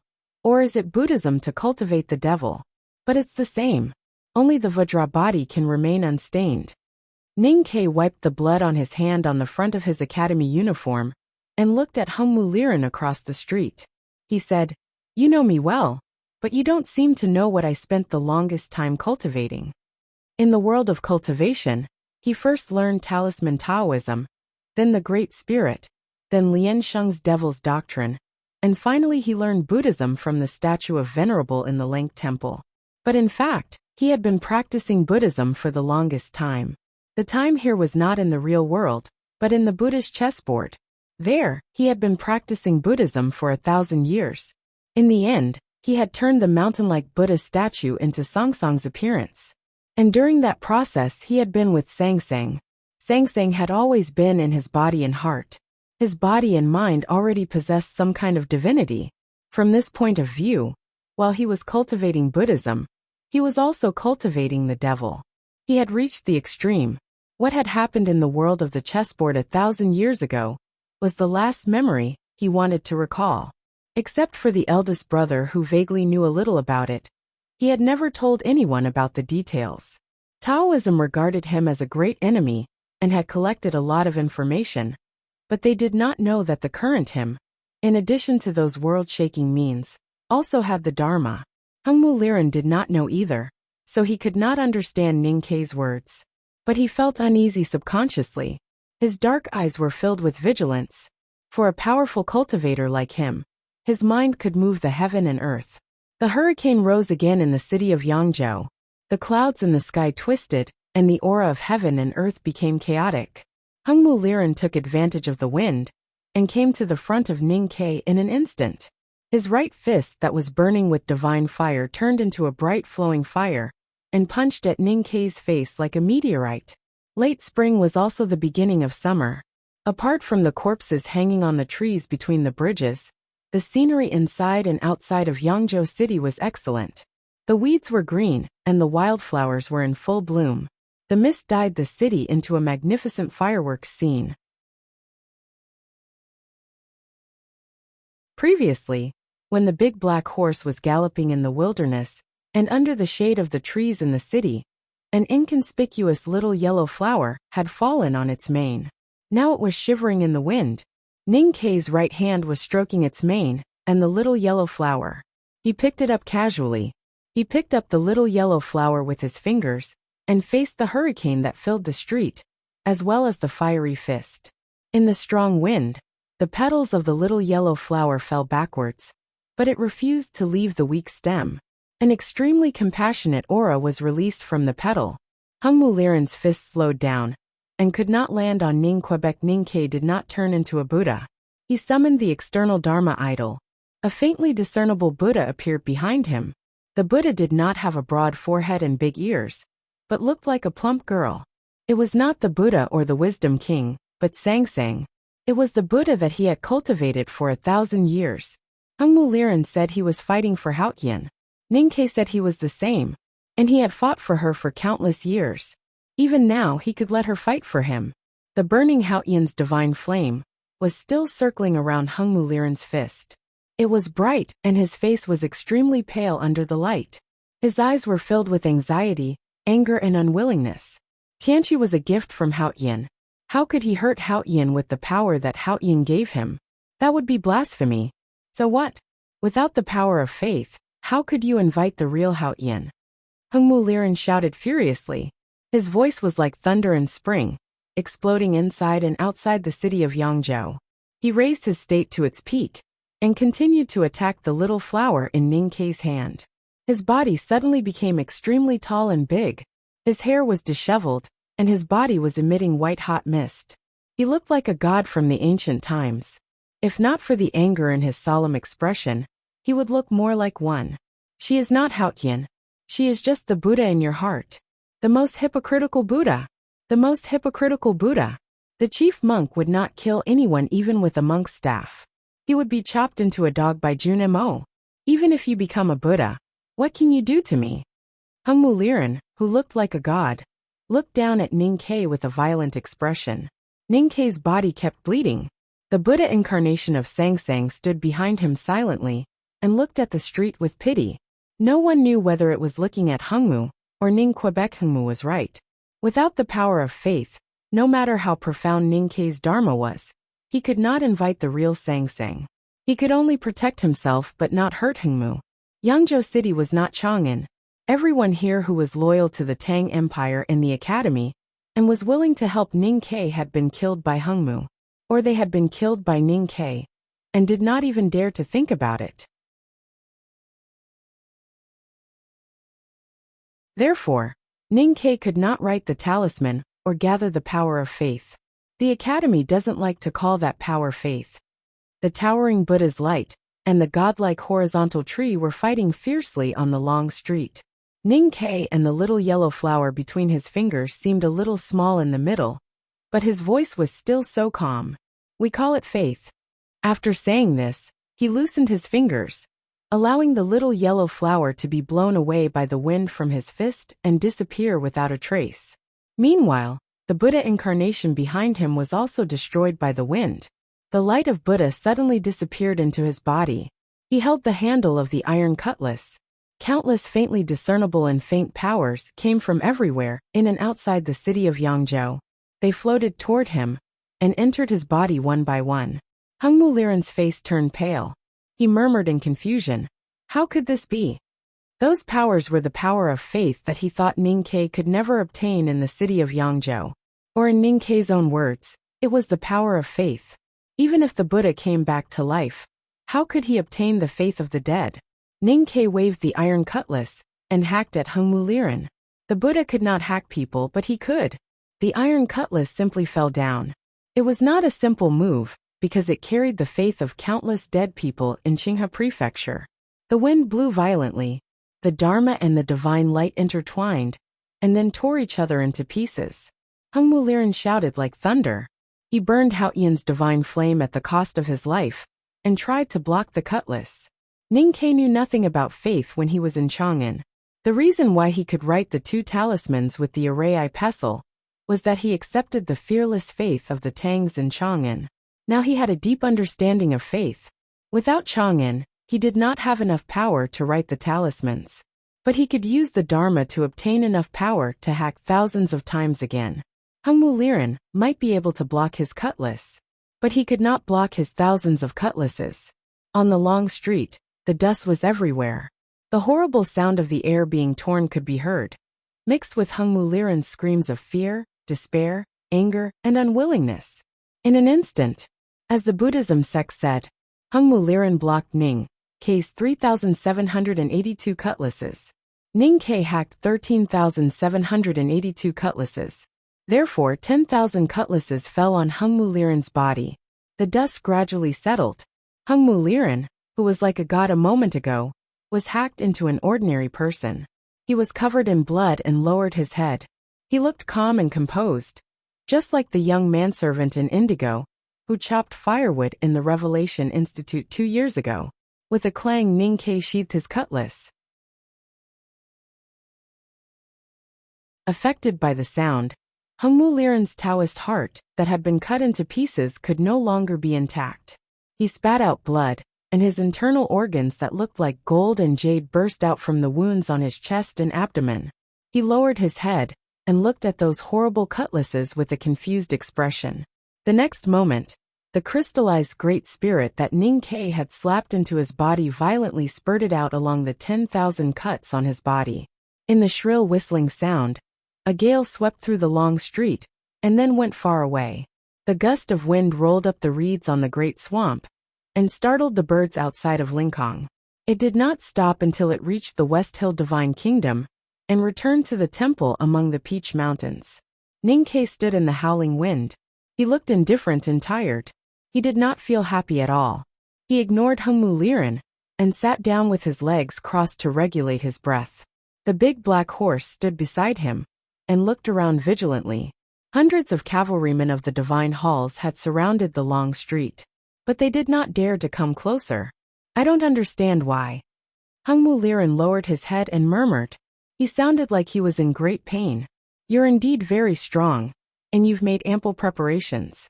You know that the iron arrow isn't my strongest technique. In order to destroy that technique of mine, you've even killed so many people. Ning Ke said, but you don't know that I have become a Buddhist cultivator. And you don't know that I have learned something in the wilderness The dead and the living are all human beings. You killed those people, so you deserve to die. I see. Hung Muliran raised his head and looked at him with a bitter smile. It seems that you have prepared a lot to kill me. Now that I think about it, I am willing to die. Ninkei said, You think too much. With that, he stood up and jumped onto the big black horse. He looked around and saw the city of Yangzhou. There were small bridges, flowing water, fireworks, old trees, and faintly crows. It was a miserable world, but there was no trace of her. Hung Muliran looked at his back and shouted unwillingly, It is already the end. Can't you just admit that I am special? I am the son of Haotian. How can I be the same as the other useless people you killed? Ninkei looked back at him and said, You always say that you are her son. The problem is that I never remember that she gave birth to you. How can I admit it? The big black horse stirred up the dust and headed to the south of the city of Yangzhou. Hung Muliran looked at his back with great difficulty. He was lost and finally understood. Then he died. Fireworks in May. Ninkei killed another person. The Tang army went to Yangzhou.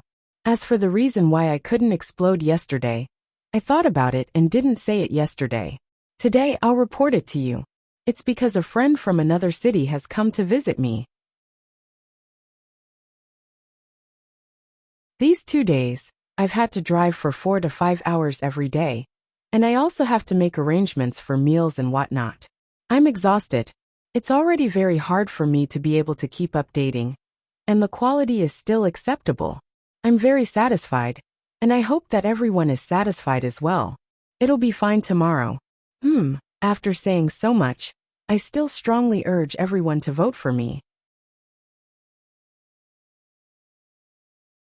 Chapter 1106.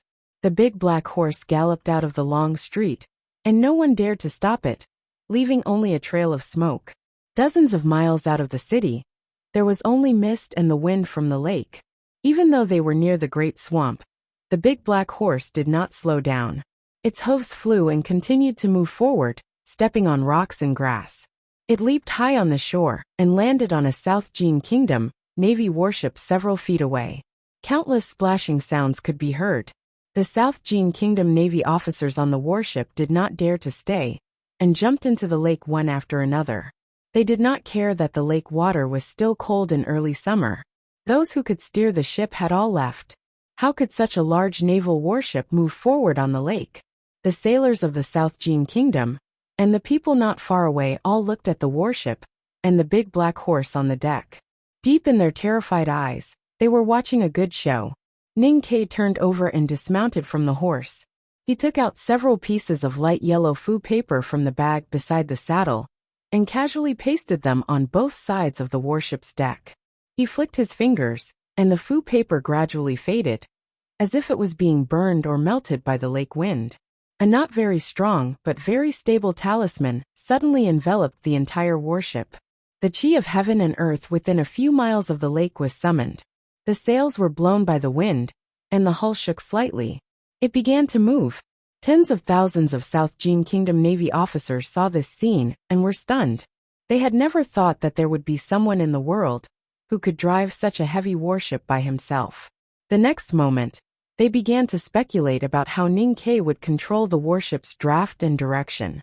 In short, their emotions were extremely complicated. Ninkei did not care about the warship's draft. The great swamp lake was extremely deep. As long as they avoided the reeds and sand that could be seen with the naked eye, there would not be too much of a problem. As for the direction, it was very simple. He only needed the ship to go south. He did not care about the specific destination, because the South Jin Kingdom was in the south.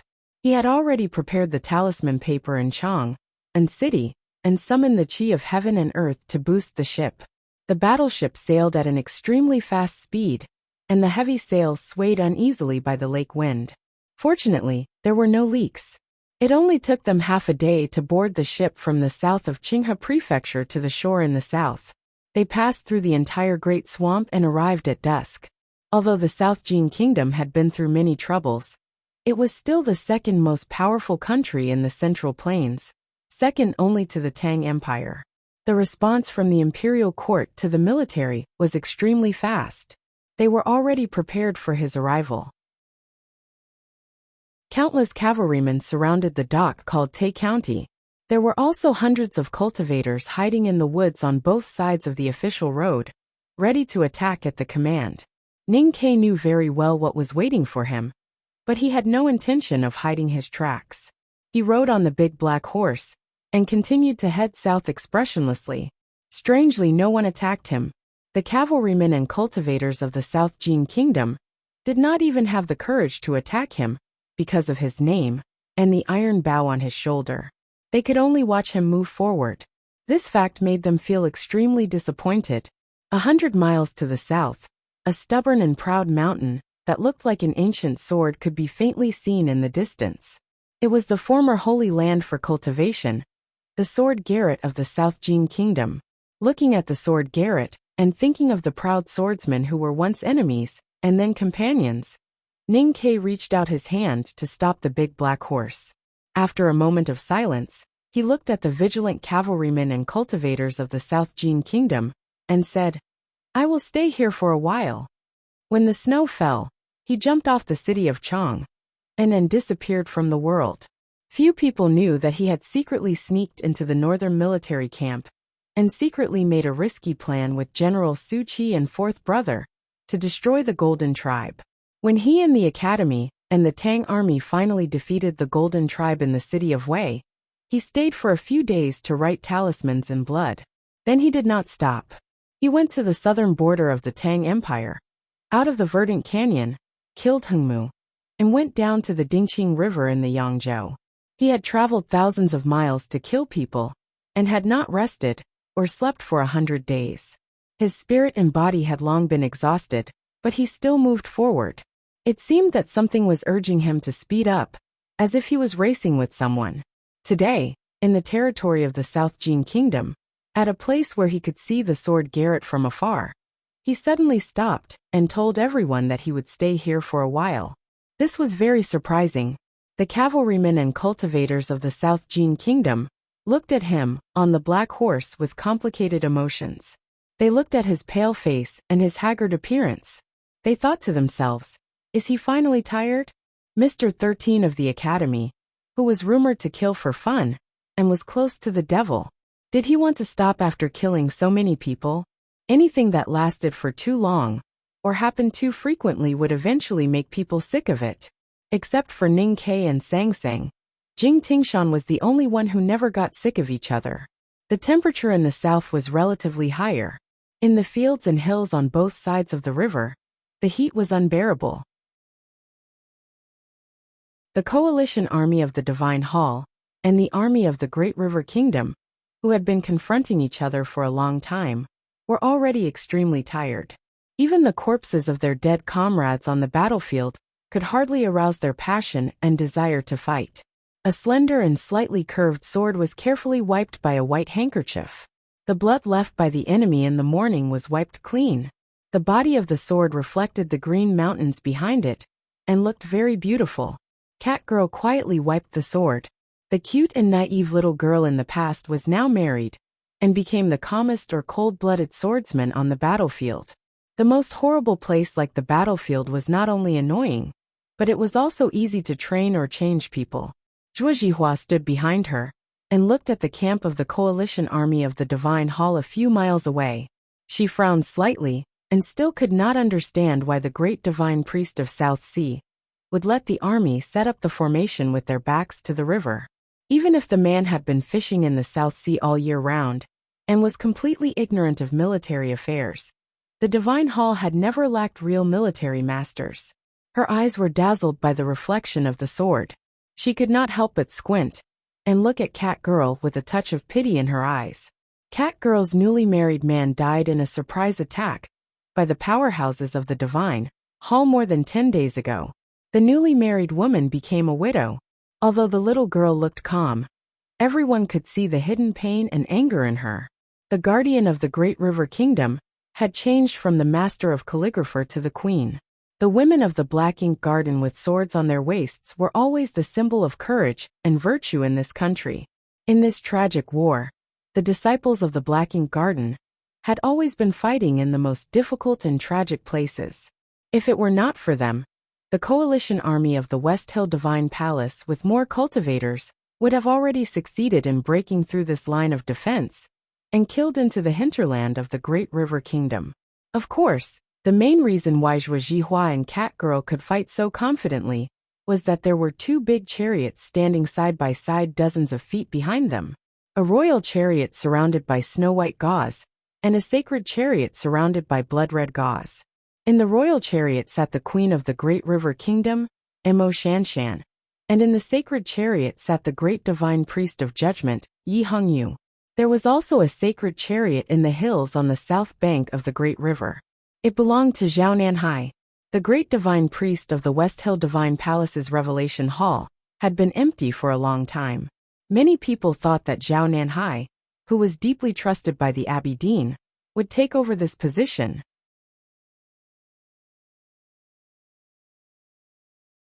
However, they did not expect that the war would come so fast that there was no time for the succession ceremony of the great divine priest of Revelation. Therefore, Zhao Nanhai was now only leading the coalition army, with the title of Great Divine Priest of West Hill. Zhuo Zhihua did not understand why the coalition army of the Divine Hall set up camp with their backs to the river. Zhao Nanhai, the Great Divine Priest of the South Sea, did not seem to be afraid to show his terrible military ability to the whole southern continent. In fact, this lord who was born as a fisherman was very experienced on the battlefield. Some time ago, he successfully dragged the army of the Great River Kingdom into a trap. If more than 100 cavalrymen of the Divine Hall, who were loyal to Yi Hongyu, had not suddenly rebelled on the battlefield, the Great River Kingdom would have been hit hard. The news of Ning Kei's 2 battles in the city of Wei and Yangzhou had not reached here yet. However, the role of a real powerhouse in the war was becoming more and more obvious. It had gradually become an indisputable fact. If the Great River Kingdom wanted to survive under the terrifying pressure of the West Hill Divine Palace coalition army, they had to find a way to kill Zhao Nanhai, or at least threaten him, so that he would not be able to focus on the battlefield.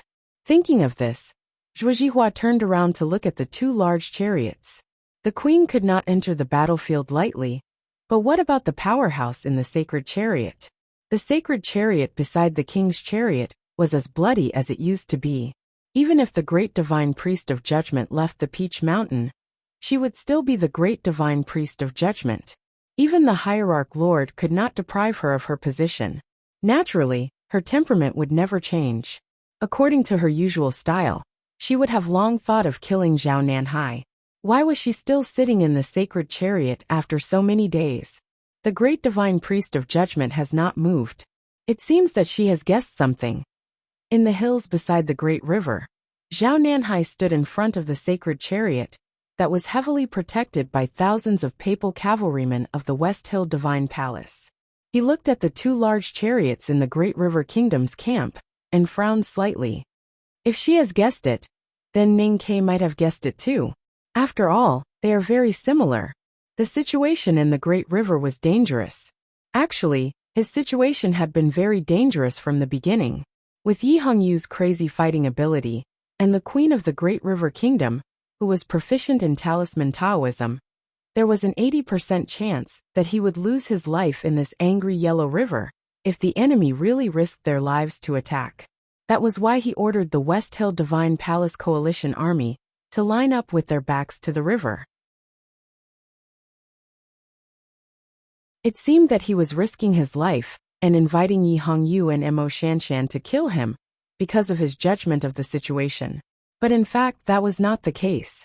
The great divine priest of the South Sea, who shouldered the responsibility of the divine halls in the south, was as thin and dark as before. He was silent, like the surging yellow river below the hills behind him. There was no need for words. He rarely talked to himself. At this time, he was not talking to himself, but to someone else. Ning Kei did not continue to the south. It seems that he has guessed something. A dull voice came from the sacred chariot. The river wind blew the gauze curtain, and a curtain of light could be vaguely seen. There was a figure behind the curtain. It was the hierarch of the West Hill Divine Palace, Xiong Chumo. Typing is easy, but writing is hard. Write an update. I won't make any changes today. I won't ask for monthly votes if I write more. I'll make up for it. Write as much as you can. I'll try to get a comment that I've turned over a new leaf, or a compliment for being handsome. Thank you.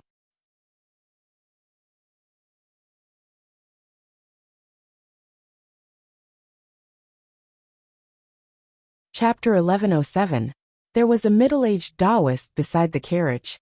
He wore an ordinary Taoist robe and had an ordinary appearance. His expression was also ordinary, and there was nothing special about him. Naturally, no one knew his true identity. There were hundreds of red-robed priests from Peach Mountain in the West Hill Divine Palace Coalition Army. The most powerful force of Haotian Taoism was gathered here, not in the divine halls of Peach Mountain. Such a terrifying force was not only waiting for Yi Hongyu and Mo Shanshan, but also Ning Ke.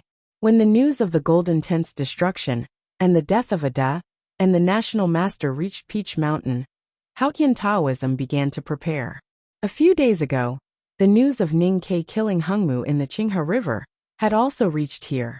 This fact made the most powerful people of the West Hill Divine Palace silent for a long time.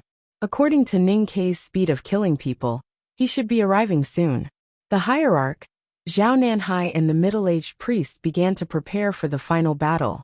Even if Yi Hongyu and Mo Shanshan had some kind of tacit understanding with Ning Ke, the West Hill Divine Palace thought they could finish the battle in one go, because they had been preparing for a long time.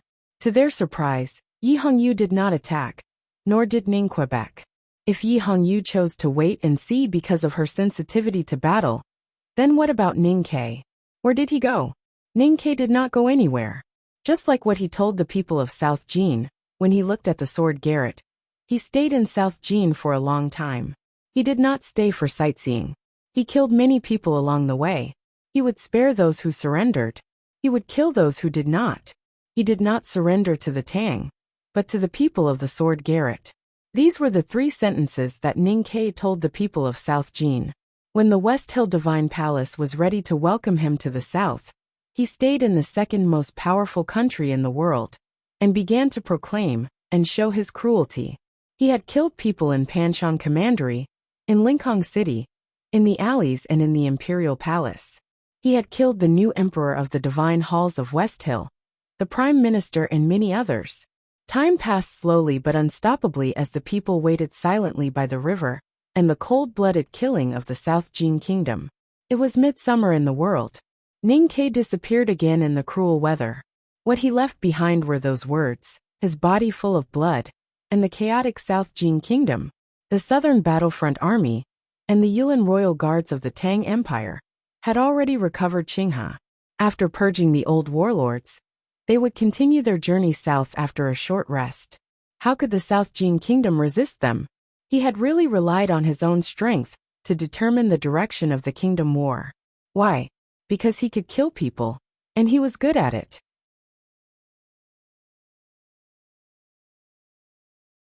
In the past, the only person in the academy who could kill people like this was Kahaoran. However, it had been a long time, and he was gradually forgotten by the world. What he was doing now was to make people remember him again. He entered the city of Wei, and the Golden Tribe perished. He crossed the Great Swamp, and the South Jin Kingdom perished. Now he disappeared again. No one knew which country in the human world he had gone to, and which country was about to perish. The midsummer had passed, but the heat was still hot. The trap that the West Hill Divine Palace had prepared for Ning Ke by the Great River had never appeared, nor had they expected that he would suddenly appear near the West Hill Divine Palace. The West Hill Divine Palace referred to Taoism, while the West Hill Divine Palace referred to the location, which was the solemn Taoist temple on the top of Peach Mountain. From the small town, one could see the sacred place. The big black horse came to the West Hill Divine Kingdom and walked silently in the small town in front of Peach Mountain. Compared to the sacred Taoist temple on the top of the mountain, the town was quiet and secular, which was a sharp contrast. Ning Ke was going to buy some roasted sweet potatoes to eat, but he changed his mind when he entered the town. He thought for a while and got off the horse. He held the reins and walked to a shabby shop in the east of the town. Getting off the horse was a sign of respect. There was no one in the West Hill Divine Palace who deserved his respect, but the person in the shop was. Even though he did not know the person's character, he knew that he deserved it just because he was old. It was a butcher's shop, the only butcher's shop in the small town. Just like the small town at the border between the Kingdom of Song and the Kingdom of Yin, there was only one butcher's shop, wherever the person was. The late summer was still unbearably hot. The town seemed to be in a steamer. The big black horse, who had continuously taken elixirs and eaten all the delicacies of the wilderness with Gaga, could not stand it even though its physique had been modified to be extremely special. It panted heavily. Even Ning Ke untied the collar of the front courtyard. The butcher's shop was even more stuffy. The air was filled with the smell of blood and boiling water. The air was suffocating and unbearably hot. The strong middle-aged man, however, was still wearing a leather apron. He stood in front of the thick chopping board and swung his heavy knife. Not a single drop of sweat could be seen on his bronze-colored body. The blade fell, and what splashed out were snowflakes formed by blood and fat. Ning Ke stood outside the door of the butcher's shop and looked at the butcher behind the chopping board. He said, "Hello." The butcher did not look up at him and continued chopping the meat. He said, "Just so." Ning Ke was silent for a while and asked, "Have you seen her?"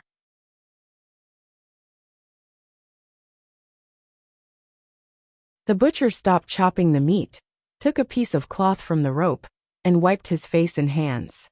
Ning Ke continued, "I've been beating her for a long time, but I haven't found her." The butcher threw the wet cloth on the butcher's knife and looked at him. He said, "You're not as fast as the three of them, so of course you're not as fast as them." There were two words in that sentence. The first word referred to speed, and the second was the time it would take to find her. Ning Ke thought for a while and nodded politely. He said, "Thank you. I'm leaving now." The butcher reached out and held the handle of the knife through the wet cloth, so that his hand would not slip. "Where are you going?" "I'm going to continue looking for her." "Do I need to kill to find her?" "I thought even if I couldn't find her, I could at least force the Abbey Dean to come back." "You've killed tens of thousands of people, and the Abbey Dean hasn't shown up. Why do you still need to kill?" Ning Ke raised his eyebrows and looked at the butcher. He said, "I thought people like you and the drunkard who have experienced the everlasting night wouldn't care about what we're doing now. Am I right?" The everlasting night was the most tragic story in the world, and there were countless tragic scenes. The butcher had experienced it, seen it, suffered it, and feared it. Naturally, he wouldn't care about what Ning Ke and Taoism had done. He said, "I just have something that I've been wanting to ask the Academy." Ning Ke turned around and looked at him for a long time. He said, "Have you ever asked before?" The butcher said, "I can't beat the headmaster and Koharin." The hidden meaning in this sentence was clear. His question was definitely not a good one. He couldn't beat them before, so he didn't have an answer. Now the next generation of the Academy was no match for him, so he wanted the answer he wanted. Ning Ke's expression became calmer, and even a little proud. He said, "Go ahead." From these few words, he was no longer representing himself, the ordinary man who was looking for his wife, but the representative of the Academy. So he had to be calmer and more confident. The butcher raised the meat knife on the chopping board and placed it in front of him. With this movement, Ning Ke felt that the threshold of the butcher's shop seemed to rise along with the ground. The seemingly ordinary, thick and greasy butcher's knife seemed to be as heavy as a mountain. The headmaster always said that he was benevolent, and the Academy always said that they were for the human world. Even though Koharin had killed so many people, he still thought that he was never wrong. Even if he killed people, he killed for the human world. Just like what the Academy and you are doing now. Is it also for the human world to kill half of the people in the human world? The butcher looked at him and said, "Save the human world." The drunkard and I don't have such a grand wish. But how can your headmaster judge us based on this wish? Why is the Academy doing the right thing? Only by saving the human world according to your way can it be saved? Why do you have to save the human world? Ning Ke looked at him quietly and said, "There is a saying that ask the common people instead of ghosts and gods. Perhaps only time can prove who is right. But at least what we see and hear with our eyes and what the Tang Empire has proven for 1,000 years What the headmaster has done is at least relatively correct. That's because he has the biggest fists. The butcher said expressionlessly. Fists are more reasonable than shit. Is the academy such a place? Ning Ke thought of youngest uncle, third sister and himself.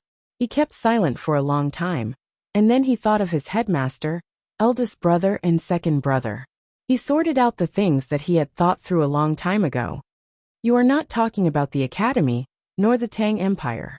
He looked at the butcher and said, the academy is a land of gentlemen, and the Tang Empire is a country of gentlemen. But I am not. A gentleman can be deceived, but I don't want to be a gentleman. I would rather suffer eternal damnation, and try to fulfill my headmaster's wish. The butcher said, what good does it do for you to let your soul walk in the underworld? Ning Ke looked at him and said very seriously, freedom. Although this word is very easy to make people feel greasy, like the knife in your hand, without freedom, it is really boring. The butcher said, even if it is unknown and dangerous? Ning Ke said, you should have vaguely guessed where I came from, so you should know that what I said is correct. I have seen it, and it should be like that. The butcher was silent for a long time, and then said, that is the underworld. If you insist that the real world is the underworld. Ning Ke said. The butcher looked at him and said, in the past, Hokkien Taoism said that you are the son of Yama. It is actually wrong, but it is also right, because you will bring the world into the underworld. Ning Ke was silent for a long time. He thought of the changes of his identity over the years, the stories of the past, and the escape. He felt a little ridiculous and sad. He said, it seems it is indeed so. The butcher said, the human world. Why should we enter the underworld? Ning Ke said, why not? The butcher said, it is very cold there. Ning Ke said, but it is also very big. After saying this, the inside and outside of the butcher shop became quiet. Because it was too quiet, there was a dead silence.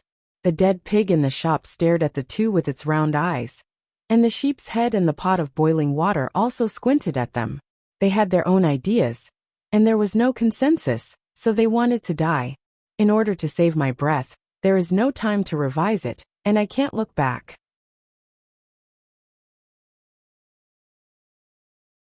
The writing will definitely be rough, and I will find time to revise it. Chapter 1108. Ning Ke looked at him quietly without the slightest fear. After a long time, the butcher put the knife back on the chopping board, but his hand did not leave the handle. He said, I don't care about you killing people, but I care about eternity. You and anyone else from the academy should never enter the West Hill again, or I will kill you too. Ning Ke said, I'm already here. How can you kill me? The butcher did not answer. He just tightened his grip on the knife.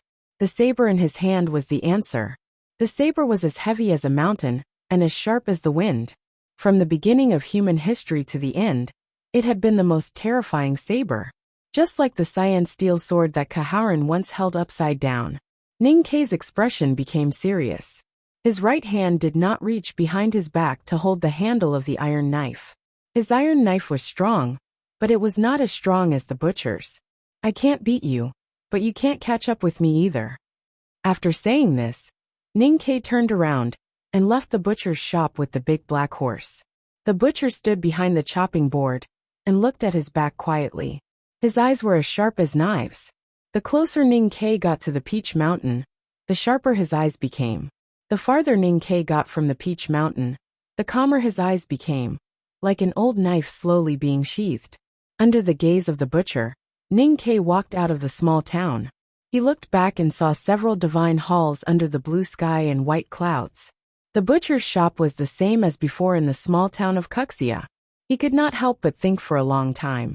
He was no match for the butcher, and he did not know if anyone from the academy could beat him. The butcher was guarding the Peach Mountain, so the Tang cavalry could not enter the mountain. Neither could the people from the academy. Ning Ke came here today to see if there was a peaceful solution. Unfortunately, the butcher had made his stance clear.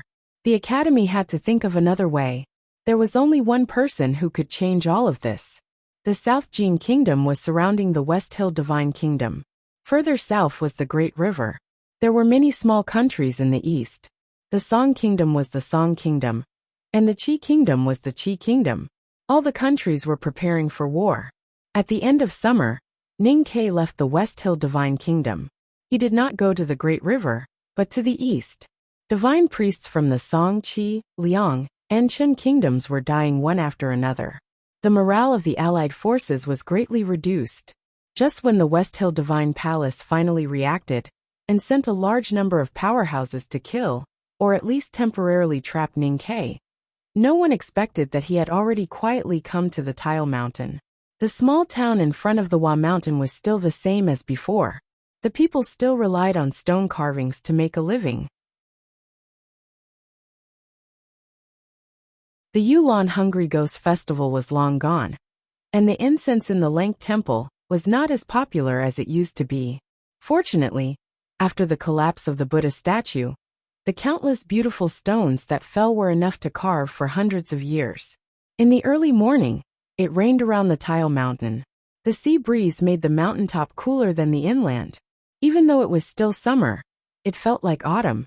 Just like back then, Ning Ke stood in front of the broken body of the Buddha statue, looking at the mountain path between the green mountains, the looming palace behind the forest, and the huge rocks all over the mountains and valleys. He said, "It seems that the statue imitates the Buddha, but it is not real after all." Monk Guanhai stood beside him. He put his palms together and chanted the name of Buddha. He sighed and said, "Then what is real?" Ning Ke turned to look at him and said, "The South Jin Kingdom is about to fall. Don't worry about the Yin Kingdom for now. The Divine Hall can't even defeat the Great River. Do you think Haotian Taoism can make a comeback? Victory is the only thing that matters." Monk Guanhai was silent for a moment and said, "Don't you think it's strange?" Ning Ke did not directly answer the question. The slightly cold rain fell on his face and washed away all his expressions. He said, "When we go to the West Hill, we will go to the Lank Temple too. Let's think of it as sharing the spoils." Monk Guanhai said, "The Academy is destroying Buddhism. We are the disciples of Buddhism." Ning Ke said, "Wrong. Second brother is destroying the Buddhist kingdom, not Buddhism." Monk Guanhai said, "Buddha is merciful. Too many people have died, and you have killed too many." Ning Ke turned to look at him and said, "Wrong again. Your Buddha has never been merciful. He saved all living beings and taught them to learn Buddhism. In the end, he only cultivated a smaller nirvana. All he wanted was to get through the everlasting night and pursue more than eternity. Has Buddha ever really cared about the human world?" Monk Guanhai said, "According to what you said, what have we been cultivating for decades?" Ning Ke said, "The Buddhist scriptures are not all written by Buddha. Master Chishan taught me to read them. You have also read them. Cultivating Buddhism is not cultivating Buddha, but ourselves." Monk Guanhai was silent. Ning Ke continued, "You are the Buddha, and so am I. Everyone in the world can become a Buddha. Just like what Yi Su said in the scripture of the new stream, everyone is Haotian. So the human world is naturally a Buddha kingdom and a divine kingdom." Monk Guanhai sighed with emotion. He looked at his pale and thin face and said, "What about you? Continue killing like this. You can't hold on for long." There were some wild flowers in the ruins of the Buddha statue. They were yellow, very similar to the one he saw years ago. Ning Ke looked at the flower and the mountain path hidden in the forest. He thought of what Sang Sang said in the temple. He slightly squinted his eyes, but it was hard to tell whether he was happy or sad. He had traveled thousands of miles in the human world and killed people at the expense of his state and lifespan. Just like the butcher said, he was not as fast as the Abbey Dean and the drunkard, but he believed that he knew her feelings and her most cherished past in the human world. Even if he could not sense her specific location, it was still possible to find her. For example, she might be living in the temple on the Tile Mountain, right? Unfortunately, she was not there. He said, "I'll hold on for as long as I can." Monk Guanhai said, "Prove Tao by killing?" Ning Ke shook his head and said, "That's too pretentious and perverted. Only someone like Lien Sheng would do something like that. Although the number of people I've killed and will kill is no less than Lien Sheng, and I'm no less evil than him, my way of thinking is different." I don't know what will happen to the human world, and I don't have any intention of destroying the world. Monk Guanhai sighed and said, It seems that you also think something is wrong. This was the second time he mentioned it. The victory of the Tang Empire and the academy seemed to be built by Ning Kei's killing. But in fact it was the general trend. He just used this horrible way to speed up the whole process. Taoism had ruled the world for countless years, and the West Hill Divine Palace had unimaginable resources. Logically speaking, they should not be defeated so quickly. The reason was Yisu's death. Because of Yisu's death, the new stream grew like weeds after the spring rain. It seriously shook the rule of Taoism. Because of Yisu's death, the West Hill Divine Palace was divided and had endless internal strife. Everything seemed to be because of the Abbey Dean's irrational decision. But would the Abbey Dean make an irrational decision? Even the most irrational person would not think so. Monk Guanhai would not think so, and neither would Ning Quebec. He had even vaguely guessed the truth, but he had no choice but to be a pawn. Guessing the Abbey Dean's thoughts did not mean that he could see through his plan. Ning Kei could only use the simplest solution to solve the complicated situation. The simplest solution was life and death. The distance between the sword and the knife was like two different worlds. He only hoped that he could be fast enough to change the human world before the Abbey Dean succeeded. Then, even if the Abbey Dean's plan succeeded, it would be meaningless. There were many people who wanted to change the human world. The headmaster, the Buddha, Koharan and Lotus had all tried. Some failed, and some were still on the way. People like the drunkard and the butcher did not want to change the human world, which was also a kind of influence or change.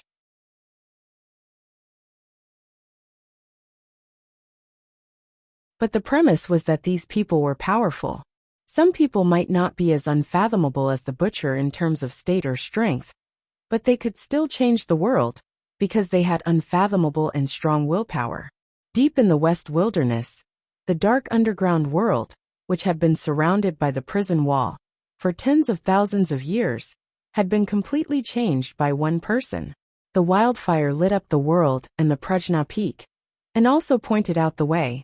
The uprising war over the past few years had completely changed the order of the underground Buddha kingdom. Especially in early summer, the reinforcements of the Right King's palace were sneakily attacked by a Tang army that came out of the Pamir Mountains. Their supplies and fodder suffered heavy losses. Since then, no one could change the outcome of the war. Between the giant peaks that grew from the bottom of the giant sinkhole, there were flames everywhere. Many of the yellow temples hidden in the green forest had been swallowed by the flames. In the continuous forest, there were also many burned scars. The Taoist trees were gone, and countless mountain paths were exposed, like countless threads trying in vain to stitch something together. At the front of the mountain road, Jun Mo held the iron sword and looked at the seriously injured Qi Nian without any expression on his face. The clothes he used to wear were destroyed in the battle, and he picked up a monk's robe from somewhere. His new hair was still gray, so he did not keep it. It was very short and reflected the fire in the distance, making him look like a Buddha. Under a Bodhi tree not far away, Master Huang Yang had already closed his eyes and left. As a Tang, he did not know how to deal with the academy and the Buddha kingdom. He did not know if he had found the answer after years of hard thinking. But no one was qualified to say that it was escape, or more accurately relief. Qi Nian was covered in blood, and his kasaya was broken. He looked extremely haggard. He pointed at the wildfire on the mountain and the temples that were gradually turning into ashes, and said, "Killing people and destroying Buddha is the principle of the academy?" Jun Mo said, "Destroying Buddha is my principle." Qi Nian said, "I have heard of a saying in the academy, existence is the principle." Jun Mo said, "Youngest brother's words are extremely wrong." Qi Nian said bitterly, "It is really impossible to reason with Mr. Second." Jun Mo's expression did not change, and he said, "Because I am reasonable. You can't reason with me." I went out for a walk after dinner, and then continued writing.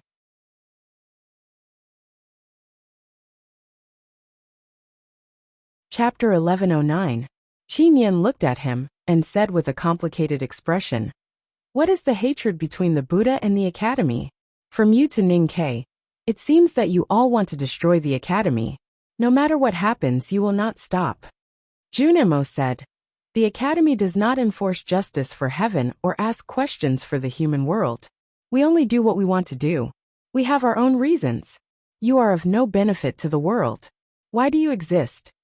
Qin Yan pointed to somewhere on the cliff platform and said, the pear blossoms in the unknown mountains are beautiful, but no one can see them. They are of no benefit to the human world. Why do you exist? Junimo shook his head and said, the pear tree needs the nutrients in the soil and greedily takes the sunlight. The weeds under the tree must think differently from you. The Buddhism sect does not produce, and only wants the human world to worship them. They are no different from Taoism. They are locusts and you are maggots. They are equally disgusting. Qin Yan disagreed and said, the Buddha land is a paradise. Countless sages have meditated for thousands of years. They have their own spiritual fruits and thoughts. I don't ask you to respect them, but you should at least leave some seeds. The Buddha land is a paradise for monks, but a purgatory for the wicked. Only you can enjoy the fruits in jade. The metaphysical is called Tao. If you want to talk about Tao in the human world, you must let most people live like human beings. Junimo continued, you want to persuade me with youngest brother's words. Let me give you some of youngest brother's words. He once said, there will be steamed buns, rice wine, and everything else. As long as people are alive, everything can be reborn, such as your fruits and jade, and those Tao.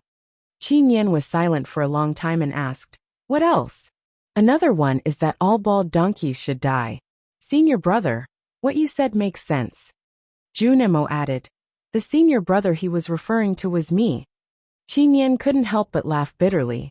He was defeated by the iron sword today. The monks of the commandment hall were either dead or seriously injured. The monk soldiers and the noble armed forces in the tribes could no longer resist the tide of millions of slaves. Was the Xiankong temple, or the Buddhism sect, really going to perish? As a world wayfarer of the Buddhism sect, Qin Yan felt very painful and unwilling to see such a scene. There were many others who felt the same way, such as the young monks who were moaning under the Bodhi tree, and the old monks who were weeping when they saw the burning temples. No one was willing to accept such an ending. The sounds of battle shook the heavens. The revolutionary army surged along the mountain path like a tide, and was about to drown the entire Prajna peak. The people at the forefront could already see what was happening on the mountain path. Looking at those slaves who used to be lowly burning the temple like madmen and running around recklessly, Qin Yan felt that these people were crazy. With a determined look, he sat cross-legged on the mountain road and began to recite scriptures. He was chanting the rebirth mantra. She didn't know if he was to see himself off. The tranquil chanting of sutras rose from the mountain path and spread to the countless plateaus and temples in the mountains. The young monk, who was covered in blood, struggled to sit up. He supported his shaky body and sat under the tree. As Qin Yan began to chant, the old monk wiped away the tears in his wrinkles and began to chant. In the ruins of the main hall of the Xiankong temple, dozens of powerhouses from the commandment hall, who were on the verge of death, also began to chant. Suddenly, a melodious bell rang out from an unknown place, accompanying the chanting of sutras like an accompaniment. The chanting turned into the chanting of Buddha. The chanting of Buddha echoed throughout the mountain. A sense of compassion, relief, and solemnity was released from countless monks and temples, permeating between the clouds in the sky and the wilderness underground. In the deepest part of the mountain, at the bottom of the cliff cave sealed by sand and stones, the chief monk of scripture, who was chained to the wall by iron arrows, slowly opened his eyes. He heard the chanting of Buddha outside the mountain, and knew that the Xiankong temple and the Buddhism sect had reached the most dangerous moment. His eyes showed reluctance and then calmness. The chief monk struggled to raise his skinny hands and put them together in front of his chest. His withered face revealed a compassionate expression. His gray lips moved slightly. Although the voice was faint, it sounded like a dragon's roar in the sky. The chanting of Buddha from the cliffs finally came to the depths of the cliff cave and merged with the weak chanting of the chief monk. The meditation of countless monks merged with his meditation. Although he was a Buddha in the human world, He could not bear so many complicated beliefs. His facial features began to ooze blood, and his whole body began to emit a faint Buddha's light. Then his skin gradually faded in the Buddha's light, revealing his flesh and bones. He looked horrible. The beginning of life was just a pool of blood or pus. The Buddhism sect used this method to let believers know impermanence. They also did the same. Only in this way could they be truly pure. The chief monk closed his eyes. There was no slightest tremble in his sunken eye sockets. He seemed to be dead, or he was still alive. He was returning to the beginning of life, death. He was turning into pus and blood. Drip, drip, drip. The purest and filthiest blood dripped on the ground of the cliff cave, and seeped into the depths of the mountain, through a crack that was invisible to the naked eye.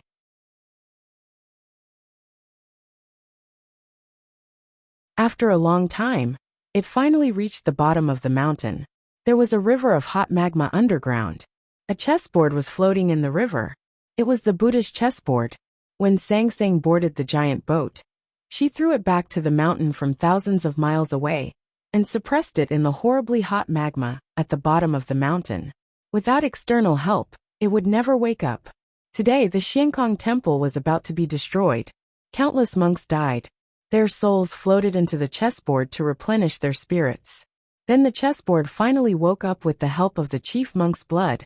On the mountain road, Qin Yin was covered in blood. He led thousands of monks and confronted countless uprising slaves. In the chanting of Buddha, the cliff of the mountain began to peel off. Smoke and dust were everywhere. This mountain was called Prajna Peak. It was transformed by the remains of the Buddha. The cliff plateau of the Prajna Peak was gradually destroyed. The cliff gradually became flat and blurred. That was the appearance of the Buddha. Suddenly, a white crane flew from the west. Suddenly, heavenly flowers fell from the clouds. The Buddha's light illuminated the world at the bottom of the giant sinkhole. The Buddha was dead, but he was still alive. No one could find him. Sang Sang and the headmaster could not find him, nor could they completely erase his existence.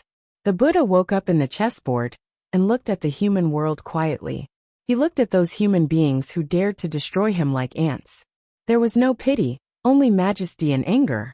The revolutionary army looked at the top of the mountain in horror. Looking at the majestic face in the light of Buddha, their bodies trembled uncontrollably, and their faces became extremely pale. That was the real Buddha. They had never understood Buddhist scriptures, but they had been devout believers since childhood until Junemo appeared. They began to doubt whether the Buddha existed or not. Even if he existed, it was meaningless. Today the Buddha appeared in the human world. The awe rooted in the depths of their souls made it difficult for them to think. They subconsciously let go of the weapons in their hands, and knelt down in fear in front of the Buddha transformed from the mountain. The chanting of Buddha and thousands of monks were solemn. No one dared to stand. Junemo stood with his head slightly lowered, and his expression was indifferent. There is one more chapter. It is almost finished. I will update it soon.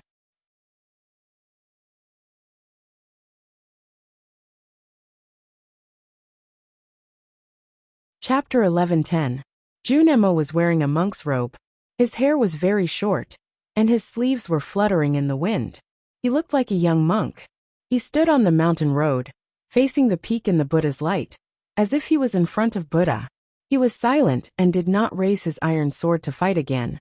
He was not afraid of any enemy, even Buddha. The chessboard had been suppressed by Haoyan for many years. Even if Buddha was resurrected and came back to the human world through the mountain, he would be much weaker than Buddha in his heyday. At least he had a chance to interrupt the process. Buddha might really be waiting for Taoism and the academy to suffer losses, and then come back. But he didn't care. He didn't care anymore. He didn't do anything. He put his hands behind his back, and the iron sword was behind him. He was very tired. His eyebrows were very straight, like a sword, which could be used to fight. Like a ruler, which could be used to measure. He didn't want to fight anymore, because he was still lonely in the human world. On the mountain peak, everyone was kneeling. Those who had fought bitterly with him for many years had knelt the moment the Buddha ancestor revealed his true form. He stood alone and felt really lonely. He didn't want to measure, because it was really hard to measure people's hearts. There was a thin layer of frost between his eyebrows. The frost came from the bottom of his heart, and it was a little cold. In the Buddha's singing, he just stood there with his head down. All the slaves lowered their heads and touched the ground with their foreheads in fear. They didn't dare to look directly at the Buddha's light, let alone look at Buddha's face. Naturally, they couldn't see his somewhat desolate figure. They were like a group of ants bathed in the Buddha's light, not daring to move. But, however, for thousands of years, it was believed that there would always be a few maverick ants in the ant colony, who, for some mysterious reason, decided to temporarily look away from the rotten leaves and shells to the blue sky. Then their world was different. Because they saw, they were afraid. No, only when they saw, they wouldn't be afraid. A young slave, supporting his body with trembling hands, couldn't suppress his strong curiosity and concern. He raised his head in fear and looked ahead of the mountain road. He saw the Buddha's light, the lonely Junemo in the Buddha's light, and the Buddha's face. It turned out that Buddha looked like that. Looking at Junemo in the Buddha's light, he suddenly felt very ashamed and humiliated. An unknown source of courage came to his body. With a trembling hand, he reached for the hilt of his sword and grasped it again, then stood up shakily. He stood up. He looked around at his companions, wanting to say something, wanting to call on them to stand up as bravely as he did. But he found that no one was looking at him. His voice was too small in the powerful and solemn Buddhist chants. He felt a little lonely, so he understood Junmo's loneliness and pride. He wanted to say something to Junemo, but he didn't know what to say. He looked at the towering Buddha light, at the Buddha, and at the disciples of the Buddha. He wanted to debate with them, but he realized that he couldn't even understand the Buddhist scriptures they were singing. He was getting more and more irritated. He scratched his head anxiously. The more anxious he was, the more he found the Buddhist chants irritating. His chest heaved up and down, and his breathing became rapid. In the end, all of his emotions gathered together and turned into 3 words, bursting out from his lips. He looked at the Buddha and the Buddha's light and shouted, "Shut up!" At this moment, the Buddhist chanting seemed to stop for a moment. Many people heard these 3 words. Junemo lowered his head. The tiredness between his eyebrows somehow faded, and the corners of his mouth were slightly raised. Qin Yan remembered the conversation he had with Yi Su in the wilderness many years ago. When the chief monk was preaching, I saw countless flying ants bathing in the light and rising. The flying ants will eventually fall, and they will never touch the sky. The ants can fly and fall, but they are better at climbing and good at laying the foundation for their companions. They are not afraid of sacrifice. If the ants pile up one by one, as long as there are enough of them, they can definitely pile up into a pile that can touch the sky. Qin Yan was terrified, and he felt cold all over. Yi Su finally began to believe in the ants, and began to lead them to the sky. However, he had long forgotten the words he had said in the past, the principles he had believed in. He looked at the slaves standing in the Buddha's light, and suddenly felt desperate. This was just the first ant, and there would be more ants standing up. Yes, the slaves kneeling in the Buddha's light looked at each other. Although they were confused, more people stood up. Some shouted to shut up, and more were silent. But they stood up. More and more slaves slowly stood up in the Buddha's light, like a black tide. The shouts were getting louder and louder, echoing between heaven and earth. "Shut up! Shut up!" Junemo lowered his head and listened. The corners of his mouth were getting higher and higher, and finally turned into a smile. At first it was a smile, then a broad smile, and finally a hearty laugh. He laughed with great pleasure. Ha ha ha ha. Finally they stood up. Those who did not want to be slaves. Did you hear that? He looked at Qin Yan, and the smile on his face gradually disappeared. He shouted, "Shut up." His voice was like the sound of a bell, drifting between the peaks, refreshing the heart, and shocking the mind. All the peaks were silent for a moment. Qin Yan and countless monks spat out blood and fell to the ground. The Buddhist chanting stopped. The Buddha in the form of the mountain was still quietly looking at him in front of him. Junemo looked at him and shouted, "Even if you are really the Buddha, so what? I cultivate Buddhism, and I am the Buddha. All living beings in the world can become Buddhas as long as they want to. Then why do I need you as the Buddha? Under the peaks, in the sky and on the ground, there was no supremacy. There were only millions of old and weak women and children, slaves covered with scars, and women who had been humiliated. All eyes were on him. All the power followed him, and handed over to him because of trust. An unimaginable majestic power filled his body. He raised the iron sword in his hand and chopped at the Buddha. At this moment he was like a god, but he was not a god. His sword seemed to come from the netherworld, but he was not the messenger of the netherworld, nor was he the representative of the human world. He was just a scholar in the academy, the scholar with a high crown who wanted to draw his sword when he saw injustice. A clear shadow of the sword appeared in the sky, and the clouds were cut open. The sunlight shone through the gap, diluting the Buddha's light between the peaks, but still making the world bright. The iron sword fell. The Buddha was chopped by the iron sword. Many years ago, he chopped the stone statue of the Buddha into countless stones in the Lank Temple. Many years later, he really chopped the Buddha into countless stones. The thunder-like roars kept ringing. The cliffs cracked, the mud and stones fell. The trees were uprooted, and the temples were shaking. The wails and cries of the monks could be heard everywhere. Everyone left the peaks and looked at the collapsing cliffs from dozens of miles away. They were shocked by the scene and didn't know what to say. Qin Yan and many monks didn't go down the mountain road. Suddenly, an extremely harsh sound rang between heaven and earth. It was the sound of rocks rubbing against rocks deep underground. It was the sound of the heavy mountain breaking and then sliding on the broken section. The giant peak broke from the root and slowly fell toward the east. The mountain was too high, and it was very slow at first, but it gradually accelerated in the end.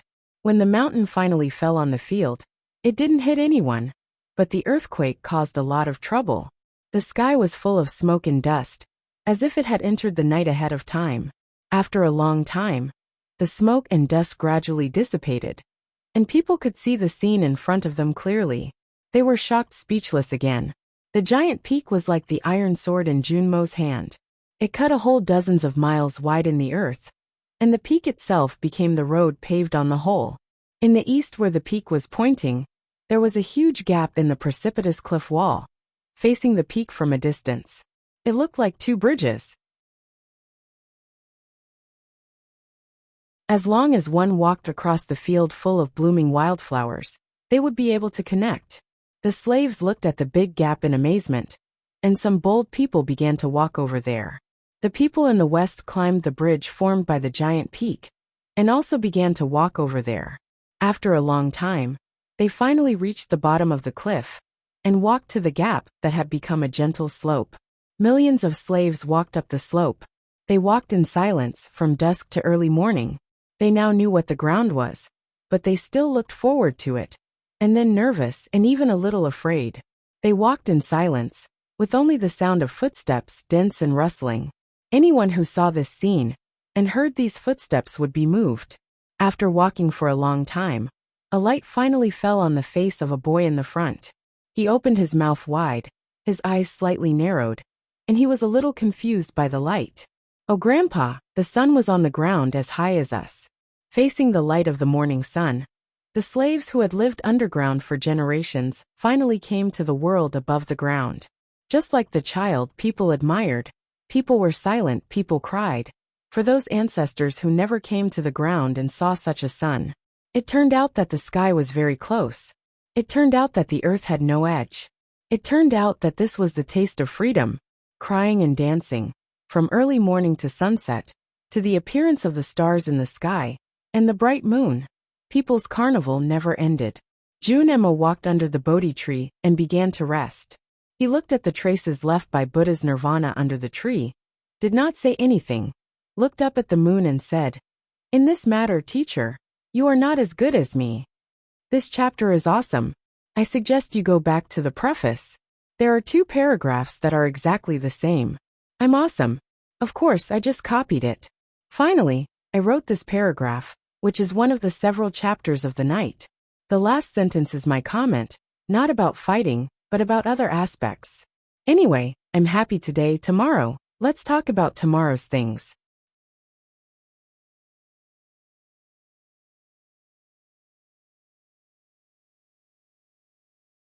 Chapter 11:11. Compared with the dark and miserable world underground. The wilderness above ground was indeed as beautiful as the pure land of bliss at the end of summer. But how could there be a truly clean place? Although the Right King's palace was in a difficult situation after being harassed by the Tang Empire's Western Expedition Army, it still ruled the vast wilderness, and the battle continued. After a few days, Jun and Mo returned to the Bodhi tree to rest again. At this moment, Tang came from afar and looked at him quietly for a long time. He said, "You've worked hard. I admire you." This was true admiration. Jun and Mo had proved himself to be the most powerful among the powerhouses of their generation. But it was not because of his strength that he could make an arrogant master of the devil's doctrine like Tang admire him. Jun and Mo stood up and said, "It's not hard to do what I want to do." Perhaps it wasn't mentally tiring, but his body was covered in dust, and his face was full of fatigue. Anyone could see how much damage and exhaustion the past few years of endless fighting had taken on him. Tang looked back at the restless cavalrymen of the Right King's palace in the distant wilderness and said, "Leave it to me. We desolate men have wandered in the world for thousands of years. We are experienced. Go and rest." Jun and Mo did not thank him, nor did he rest. He used his empty sleeves to wipe off the dust on his monk robe, and turned to leave.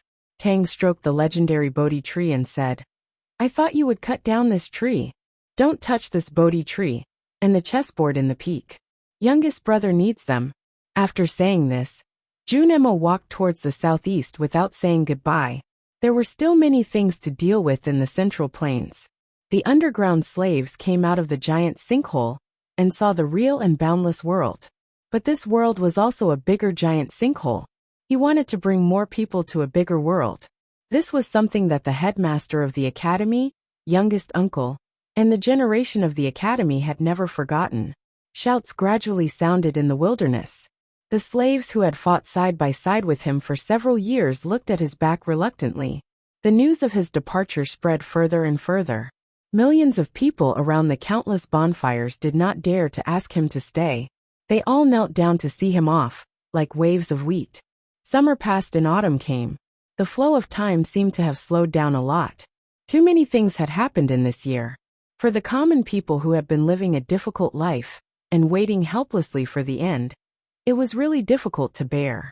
However, for those who were racing against time, they felt that time had passed too quickly. There were still many things that they had not done in time, and time had gone to who knew where. It had been a long year for the Tang Empire. It had been a long year.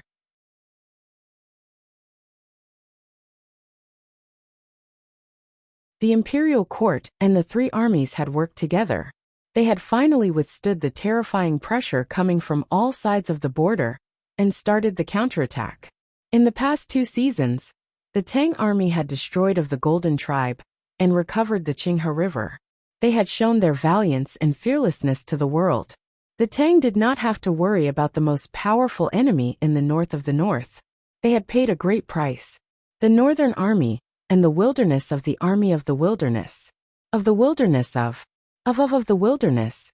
Kingdom of wilderness. Kingdom of the wilderness of kingdom. And kingdom as of the Tang. Kingdom of Tang of war. It was not time to recuperate and return to the Xiangwan plain. But the Tang Empire needed to rest. The human world ushered in a short but precious period of peace. Because everyone knew that the peace was just an illusion. The main force of the Tang army stopped at Qinghe Prefecture and did not continue to the south. They rested and reorganized their navy. However, the South Jin Kingdom had fallen into chaos because of Ning Kei's bloody assassination that did not care about the status of the powerhouses. It seemed that the once second most powerful country in the world could not stop the iron hooves of the Tang army from the south. On the 2 most important battlefields, Haotian Taoism had suffered a crushing defeat and had lost all initiative. Based on the current situation in the South Jin Kingdom, the West Hill Divine Palace finally realized their position. They withdrew the troops that were invading the Great River as quickly as possible and withdrew all the powerhouses back to the West Hill Divine Kingdom. In the human world, only the West Hill Divine Kingdom, the Yin Kingdom, and the corner of the East Land were still under the control of Taoism. Some of the more important places were already under the control of the Tang Empire. Even the small countries that were loyal to the divine halls of Song, Qi, Liang, and Chun were in an extremely turbulent situation. Chun Pippi led more than a dozen disciples left by Yi Su, and even more followers, ignoring the danger of being chased by the experts of the divine hall. They kept preaching along the coastline, igniting the flames of apostasy one after another. The situation of Taoism was as precarious as a pile of eggs, and it seemed that it would be destroyed at any time. The reason why the flames of the new stream burned so fiercely was not only because of the shock and indescribable impact of Yi Su's sanctification on the ordinary believers, but also because of the situation in the world. Many people, including some divine priests of the divine halls of West Hill, thought that the world had been settled. The divine halls of West Hill would inevitably be replaced by the Tang Empire, and Taoism would naturally be replaced by the new stream, supported by the Academy. Countless divine priests of the Taoist temples in the cities and towns fled with the gold and silver they had plundered over the years. Not to mention exterminating the new stream, the true devout believers could not even find a suitable place to pray for Haotian's mercy. But was the world's situation really settled? If the Tang Empire and the Academy could not conquer the Peach Mountain, the divine halls of West Hill would still stand on the peak and look at the human world coldly and arrogantly. With the wealth and resources they had accumulated over the years, they could still have a lot and survive for a long time. Who knew what would happen in the future? 1,000 years ago, Taoism gathered the whole world to fight against the Tang Empire. Countless powerhouses of the knowing destiny state left their seclusion deep in the mountains and went to Chang'an.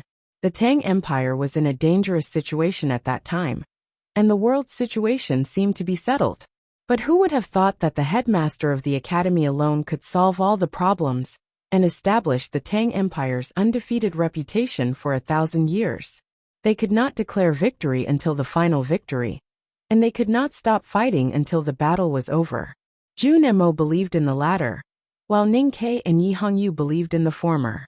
All in all, the vast human world had never been simple. Moreover, those who stood at the top of the human world knew that if they could not determine the outcome of the Haotian divine kingdom, the outcome of the human world could be reversed at any time. Of course, the outcome of the human world was also very important. Everyone's eyes were following the traces left by Ning Quebec. They watched him go from the wilderness to the Qinghe River, and then to the Southeast Sea. They all thought that he would go north to the Yin Kingdom. Because where Long Qing was, they believed that the next person he would kill would be Long Qing. The powerhouses of the Divine Hall and the Yin Kingdom's cavalry were waiting for him, but he never came.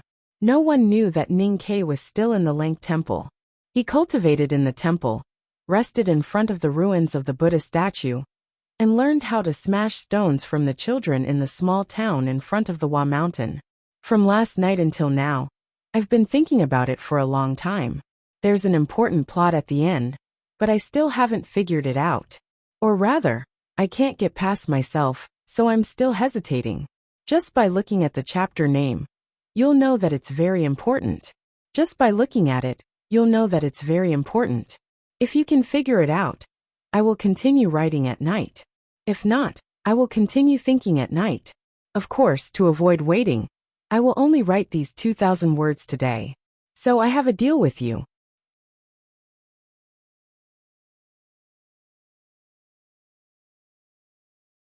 Chapter 11-12. When Ning Ke and Sang Sang were besieged by the cultivation world, they went to the West Wilderness through the Buddha's chessboard. The Lank Temple in the autumn rain suffered the wrath of the Academy. Junmo's iron sword pierced through the air and cut the largest Buddha statue on the top of the tile mountain into countless pieces. The pieces rolled down from the peak and piled up in the valley, crushing half of the old temple. Fortunately, the huge rocks did not cause a disaster to the town. They had been soaked by the sea rain and wind for years and were gradually covered with moss. Instead, they had become a rare scenery. When the Yulan Hungry Ghost Festival stopped and the incense in the Lank Temple declined, it had become the only way to attract tourists. The main income of the town's residents now came from the stones that the Buddha statues had turned into. The people broke these boulders into countless small pieces, then carved them into Buddha statues, and sold them to the tourists who admired them. Of course, it was very difficult to break the boulders. Even the heaviest hammer and the sharpest iron knife could not help the residents achieve their goal easily. The most common method for people was to burn them with fire and pour them with water. The fire was a wildfire ignited by the hay in the fields outside the town. The water was the seawater from the Tile Mountain. The quarry in the southeast of the town was filled with smoke from morning to night. The hot steam rose, and the slightly red rocks suddenly made a sizzling sound when they encountered the cold seawater. This repeated tastelessly again and again. Eventually, there would be a clear crack on the hard rocks. And that was the key to breaking the rocks. Ninkei stood on the hillside beside the quarry and watched the process of the residents breaking the stones. He watched in silence for a long time, watching the alternation of fire and water, and the cracks that appeared on the moss-covered boulders. He found that most of the cracks followed a certain pattern when they appeared, and two oblique cracks would meet at a certain place. The two cracks formed together and looked like a word. He naturally remembered the sword marks on the rocks at the bottom of the Daming Lake in the depths of the Tianqi Mountain many years ago. Youngest uncle had used a sword to write countless words outside the front gate of the Devil's Doctrine, thus making the great blockage formation left by the great divine priest of light, the founder of the Devil's Doctrine, useless. The rock was broken into smaller pieces, which were then smashed by the adults with iron. Then, the children rushed over and picked up the stones of different sizes that they could carry. Then, they carefully selected the stones and separated them according to their size and the direction of the stone lines. Finally, they were delivered to the hands of the stonemasons. Of course, most of the stonemasons in the town became a monk halfway through their cultivation. Ninkei, for example, only began to learn Buddhism halfway through his cultivation. However, they carved day and night and became very skilled at it. A square stone about a foot long could be turned into a beautifully carved Buddha statue in 10 days and nights. After Ninkei finished looking at the broken rocks, he watched the stonemasons carve Buddha. After watching for 3 days, he began to learn Buddha carving from the stonemasons. It did not take long for him to become the best carver in Hua Mountain. In the last few years of the Buddha's chessboard, he had made the entire mountain look like a Buddha. How difficult could the stones be for him? However, the Buddha statue he carved was very different from the one made by the stonemasons in the town. The stonemasons praised his comprehension and skills and raised many opinions, but he only smiled and did not explain. The Buddha statue that Ninkei carved did not have a wide forehead and big ears, let alone a compassionate one. Instead, it was a slightly plump young woman with her hair combed into a bun. It was obvious that the young woman's expression was extremely cold. One day, it was raining in the Lank Temple. Ninkei was holding a stone outside the temple and continuing to carve. Suddenly, a lazy voice came from behind. Did she successfully lose weight? She lost some weight in Chaoyang City in the chessboard. Ninkei placed the stone statue in a dozen stone statues beside him. He put down his carving knife, patted the dust off his body and stood up. The man said, "She lost so little weight in 1,000 years? It seems that Haotian is not omnipotent." Ninkei smiled and turned around to hug him. He said, "Didn't you like her before? Why are you so mean now? It doesn't suit your high and mighty identity as the leader of the new stream." Chun Pippi curled his lips in boredom and said, "Do you like her high and mighty, or do you like her as before?" Ninkei thought about it and found that the answer was indeed obvious. He smiled helplessly and looked at Tang Xiaotang, who was standing beside him. He was surprised to find that she still had a ponytail and said, "Not married yet?" Tang Xiaotang was not shy and said, "Waiting for my brother to come." Chun Pippi sighed and said, "I don't expect to wait for my father's approval." Ninkei looked at him again and looked at the loose indigo robe he was wearing. He thought of the Abbey Dean who wore indigo robes twice in Chang, and found that he did look like the Abbey Dean after losing weight. The three of them walked to the pavilion nearby. The autumn rain fell on the eaves of the pavilion and accumulated for a long time before turning into a thin stream, flowing down the pillars and wetting the ground under the pavilion. Chin Pippi asked, "Have you finished?" Ning Ke took out a scroll from his arms and handed it to him.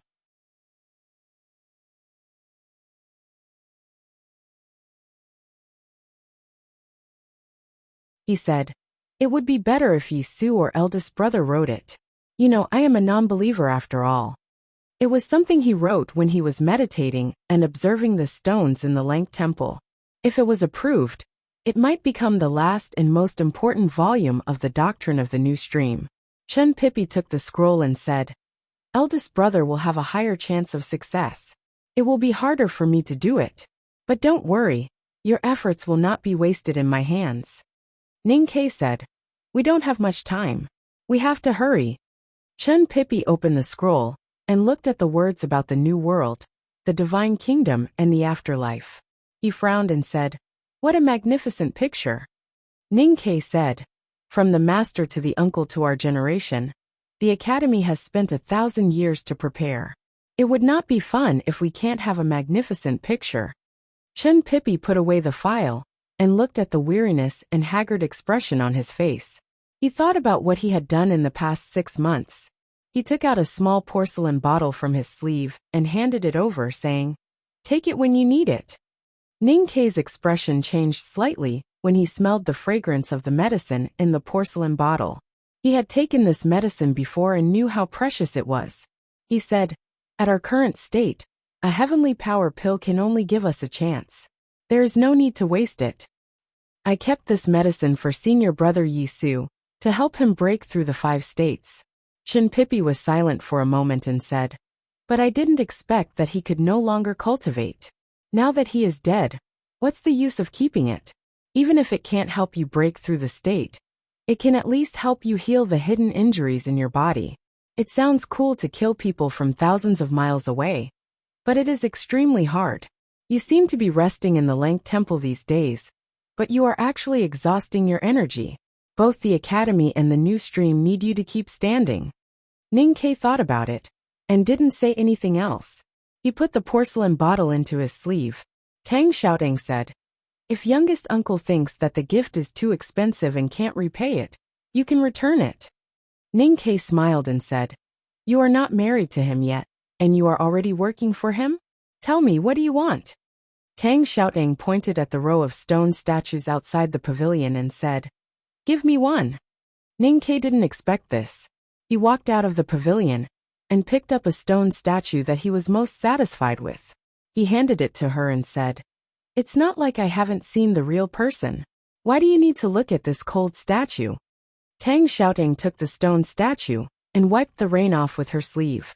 She put it away carefully and said, "If you can find her, why do you need to carve these cold statues?" Ning Ke was a little embarrassed and said, "I'm mainly learning how to break stones." Tang Xiaoting patted her chest and said, "If you want to learn, I can teach you." Many years ago, on the streets of Chang'an, there was a little girl whose chest could break stones. After so many years, she was still as heroic as ever. Ning Ke recalled the scene and felt a little emotional. As a youngest uncle, it was not convenient for him to see where her hands were. But Chin Pippi didn't have such a taboo. He murmured and sighed, "It's not big."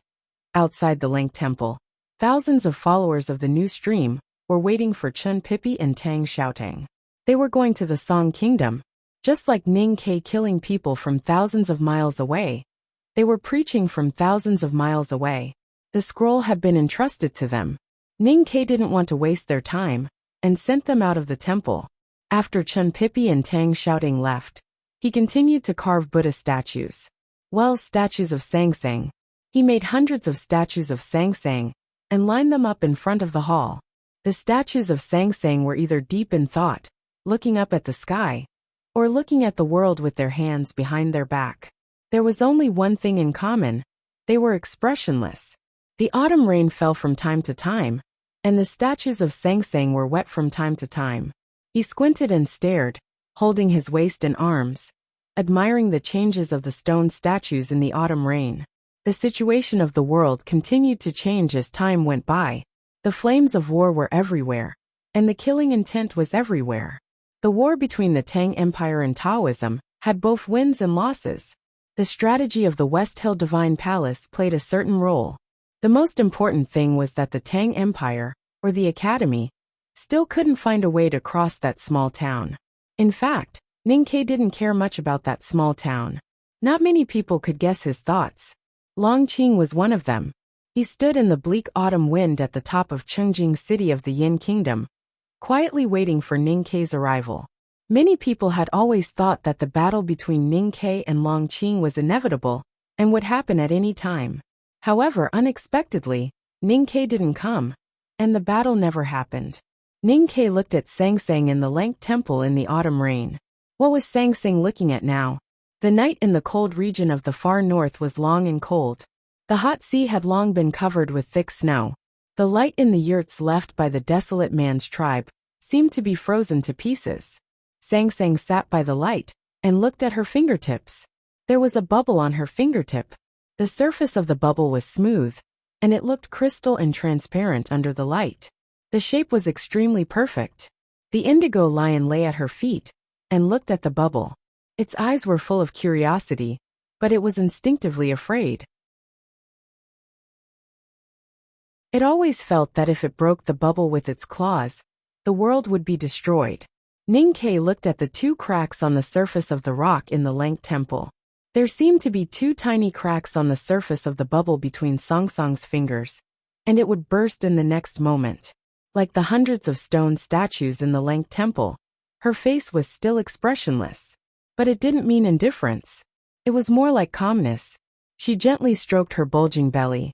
There was a delicious smell of soup coming from the corner of the yurt. In the morning, the indigo lion hunted a snow chicken. She was making chicken soup. I suddenly don't want to use my chest to break the big stone, or I may continue to use it in the next chapter. Well, it was hard today. Fortunately, I can sit up in the end.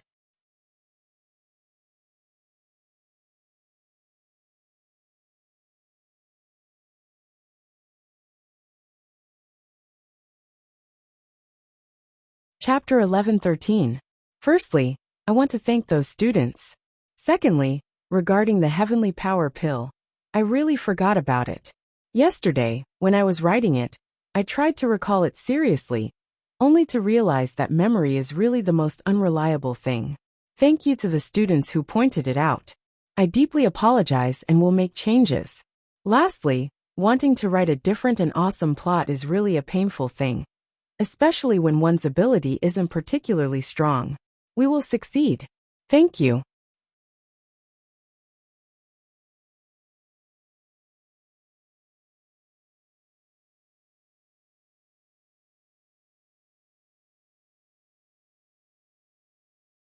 Chapter 11:14. The bubble on Sangsang's fingertip was perfect, but it was not a perfect circle. It had curves and an indescribable sense of beauty, just like her bulging belly. It seemed fragile, but it was incomparably firm. It was space itself. She was expressionless, but she was not indifferent, just calm. It seemed that the two cracks on the bubble and the bulging belly indicated something or the future, which was constantly changing her. A Taoist dressed in green suddenly appeared at the edge of the forest beside the cold snow sea. He changed the direction of the wind and the temperature of the field. He was the strongest person in the world now, possessing the wisest and far-sighted vision. However, the strange thing was that he turned a blind eye to the faint light in the yurt. He didn't turn a blind eye to it, but he really didn't see it. He didn't see the oil lamp, didn't see the steam rising from the pot of snow chicken soup, and didn't see Sangsang by the window, because Sangsang didn't want him to see her. With a thought, he isolated the wooden yurt by the sea from the real world. That was the world of Haotian, and even he could not see it. Chen Mao stood quietly at the edge of the frozen forest, looking at the snow dancing wildly on the surface of the hot sea like smoke and dust, looking at the footprints of the beasts that were gradually covered by the wind and snow. Although he did not see what he wanted to see, he did not leave, because he had an intuition that the person he had been searching for should be here. Sangsang sat quietly by the window. The dim light of the oil lamp shone on her chubby cheeks, and her hand fell on her bulging belly motionless. She did not look at him by the forest, nor did she do anything, not even think. This was the 7th time the Mao had come to the cold snow sea to find her. Every time he came, he would get closer to her. He did not know whether he would see her face and approach her world the next time he came. The late autumn night in the north was extremely long, as if it would never stop. Only at certain moments would the sun show its face. The Mao stood by the forest for a whole night. His eyes were dazzled by the red sunlight, and he once again looked at the wooden yurts around the snow sea. After confirming that there was no trace of her, he disappeared again. In the corner of the yurt, the indigo lion lying by the stove was motionless. It was instinctively afraid of the human being, especially after seeing its owner's silence several times. It realized how terrifying the human being was. For the whole night, it didn't even dare to breathe, let alone wagging its tail to beg its owner to give it a drumstick. The indigo lion heaved a sigh of relief when the man finally left. It stood up on all fours and shook its head to make its slightly numb body more active.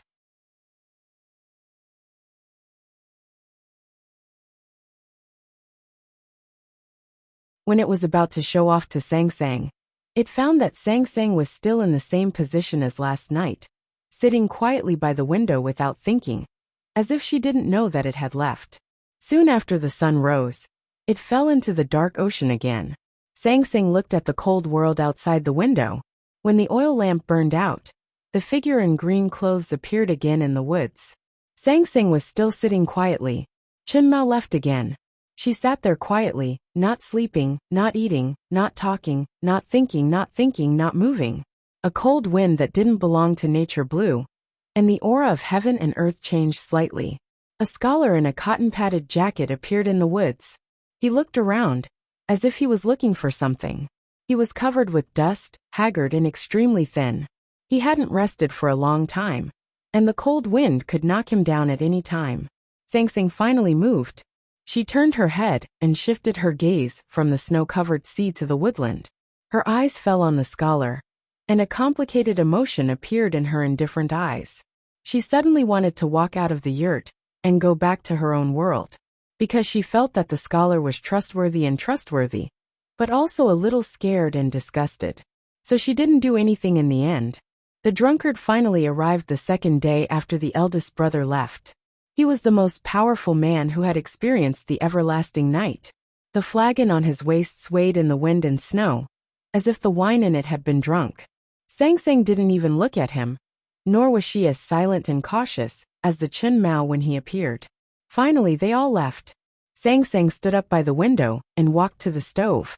She looked at the pot of chicken soup that had long been boiled dry, and smelled the pungent burnt smell. She was silent for a long time. He didn't go home that night, so that she could finish the chicken soup in case it went bad. Did he finish the chicken soup in the end? Sang Sang thought of the note, and her right hand gently stroked her bulging belly. She suddenly felt very lonely, and wanted someone to accompany her. All this happened when she thought of that person. This was her world. In this world, time was still passing, the chicken soup would be boiled dry, and the life in her belly would keep growing. She was getting weaker and weaker. If she couldn't maintain this world, it would be the moment of danger. She put the pot of burnt chicken in front of the indigo lion, and ignored its pitiful look. She took out an abacus from under the table, and began to calculate the possible dangers and solutions. She had to provide endless nutrients for the little life in her belly, and at the same time, she had to be isolated from the human world.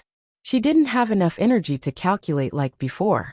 Her chess skills were still unbeatable, and she was still unbeatable at the poker table.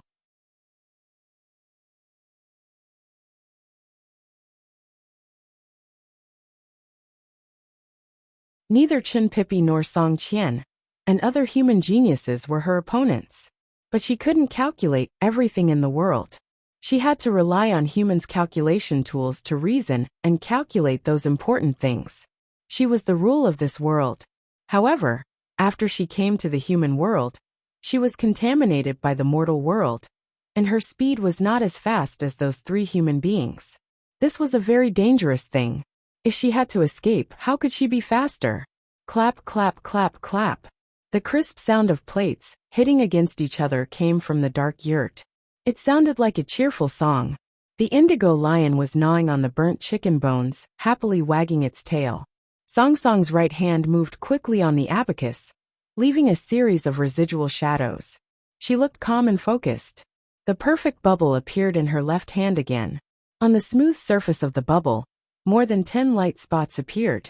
If compared with the map of the human world, those light spots were Heelan City, Chang'an the West Hill, the Kingdom of Song the Lank Temple, the depths of the West Wilderness, the beginning or the end of those space passages. The last autumn rain fell, and the central plains were extremely cold. The war in the human world had finally reached the last step. The Tang Empire reorganized its navy, and tens of thousands of ships raced to the South Jin Kingdom. The South Jin Kingdom, which had been frightened by Ning Kei's killing of their emperor and ministers, had no power to resist. Coupled with the reputation of the sword Garrett, the gate of Linkhong was opened within 10 days. The army of the Great River Kingdom also crossed the surging Yellow River and headed north. The Divine Chariot and the Royal Chariot led tens of thousands of people of the Great River Kingdom. They did something that no one had dared to think of for generations. They marched towards the West Hill Divine Kingdom. The Tang army had entered the border of the West Hill Divine Kingdom and was less than 200 miles away from Peach Mountain. The sacred sedan of judgment had arrived at the Muyu town in the south and was only 300 miles away from Peach Mountain. The West Hill Divine Kingdom was besieged from both the north and the south. Although they had recalled all the powerhouses of Haotian Taoism, and tens of thousands of cavalrymen of the Divine Halls had set up several lines of defense around Peach Mountain, everyone knew that the Divine Halls were in danger. On the balcony of the White Divine Palace on the peak of Peach Mountain, Xiong Chumo was looking at the human world shrouded by the autumn rain. His haggard face was filled with frustration. He did not know what else he could do. It seemed that it was the last moment for him to conclude his life, but he did not know how to conclude it. Where was the Abbey Dean? What was he doing? Why didn't Haotian respond to the prayers of the devout believers?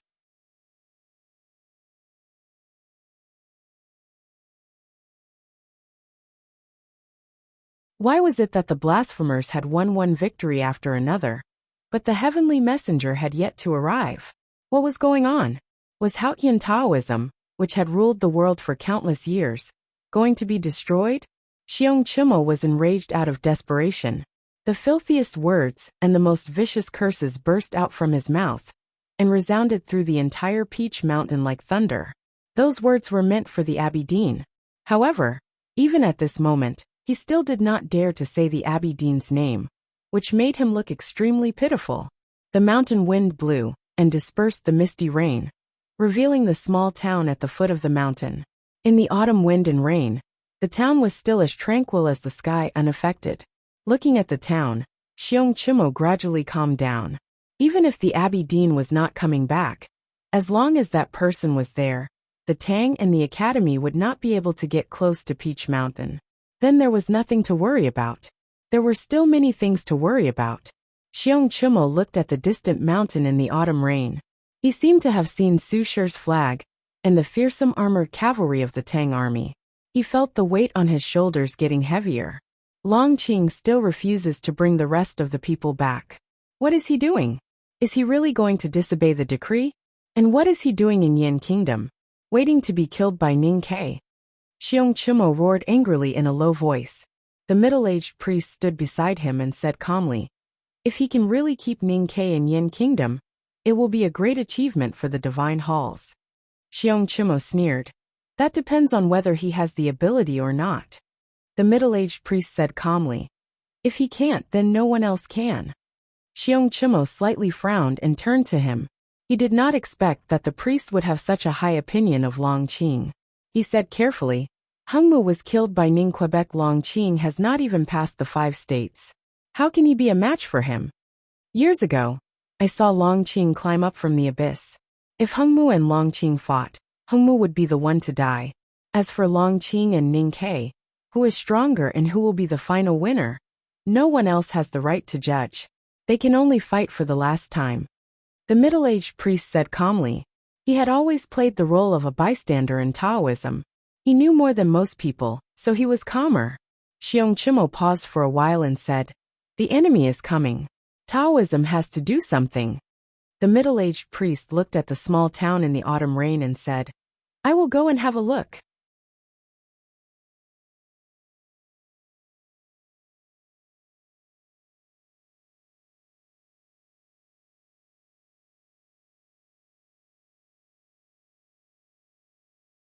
Chapter 11:15. There was only one butcher's shop in the town. There was only one butcher in the world. The middle-aged Taoist stood outside the door and looked at the butcher, who was covered in grease, but no sweat. He said, Since you are here, you have to do something.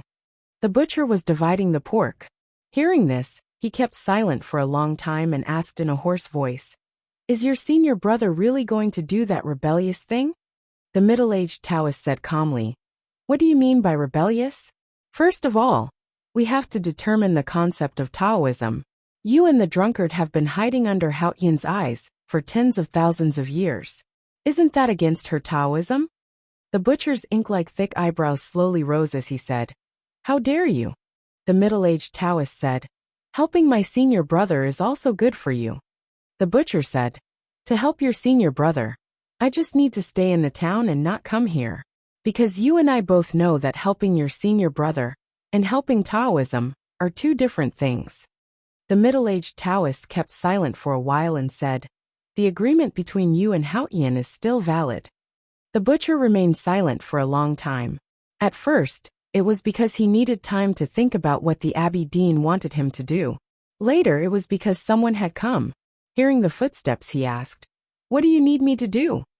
The middle-aged Taoist stood outside the door and did not look back at the approaching figure. He said, The Tang army is armored and heavy cavalry. No one can stop them. I don't want the divine hall to be peaceful forever. I just want some pavilions and halls. The butcher put down his knife and said indifferently, Is that all? The middle-aged Taoist said, If you can kill the people from the academy, it will be the best. The butcher and the drunkard were the two grand cultivators who had lived the longest in the world, even longer than the Buddha Yard and the headmaster of the academy. They had been living in seclusion until the headmaster ascended to heaven and Hao Yin came to the world. During these years, the drunkard had fought several times, which made the academy feel pressured. But the butcher had never done anything. Of course, he was strong, even the strongest in the world. He was different from the chief monk of scripture, who had been buried with the Prajna peak. He was strong, but his blade was even stronger because he was good at killing. For countless years he had killed pigs, sheep, cows, and people. His strength lay in killing. He had lived in seclusion for many years and had killed fewer people. It was not because of a change in his state of mind, but because of the headmaster's request. The butcher said with an indifferent expression, They're just some pigs and sheep. There's no harm in killing them. As soon as he finished speaking, the sound of cicadas rang out in the small town.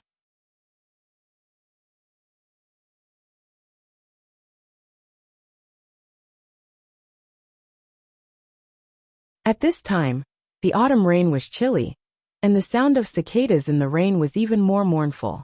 Amidst the sound of cicadas, a little girl in a yellow dress slowly walked over from the other side of the town. She walked to the butcher's shop and looked inside.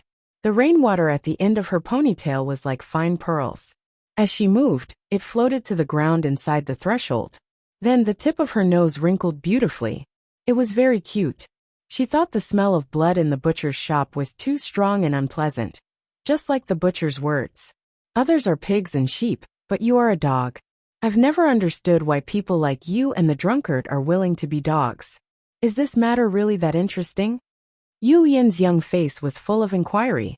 Because of her seriousness, she looked very cute. Her yellow dress was wet by the rain, but she did not look embarrassed. Instead, she was still cute. Her black ponytail was naturally the cutest. She was such a cute and scary little girl. She had recovered from the wounds she suffered in the battle with the national master of the Golden Tribe in the wilderness. She did not stop and traveled thousands of miles south to the West Hill Divine Kingdom. How could the tens of thousands of cavalrymen from the divine halls of West Hill stop her? It was not until she came to the door of the butcher's shop that the divine halls of West Hill noticed her arrival.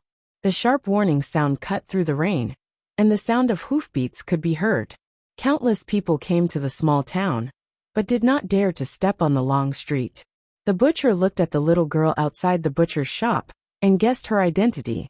He said expressionlessly, "It's better to be a dog in peace than a person in chaos. This is what your teacher said to me in the town." Yu Lian's eyes fell on the knife in his hand. She said casually, "What he said might not be right." The butcher said, "I heard that you are this generation's leader of the Devil's Doctrine?" The Devil's Doctrine emphasizes on absorbing the chi of heaven and earth into the body, which is similar to what I realized years ago. In this way, I should be your ancestor. But since you don't even care about what the headmaster of the academy said, I guess you don't care about this either. Yu Lian put her hands behind her back and stood on tiptoe to look into the butcher's shop. She looked like a cute little girl who was learning from adults. She said casually, "The Enlightenment doctrine has always been good at deceiving and destroying our ancestors." The butcher said indifferently, "You are an interesting kid. No one has dared to talk to me like this for many years. Maybe you can be proud of it." He had lived in the world for countless years. In terms of age, he could call everyone a kid. Yu Lian was not annoyed. She looked at him and said, "I also think you are interesting." The butcher asked, "Where?"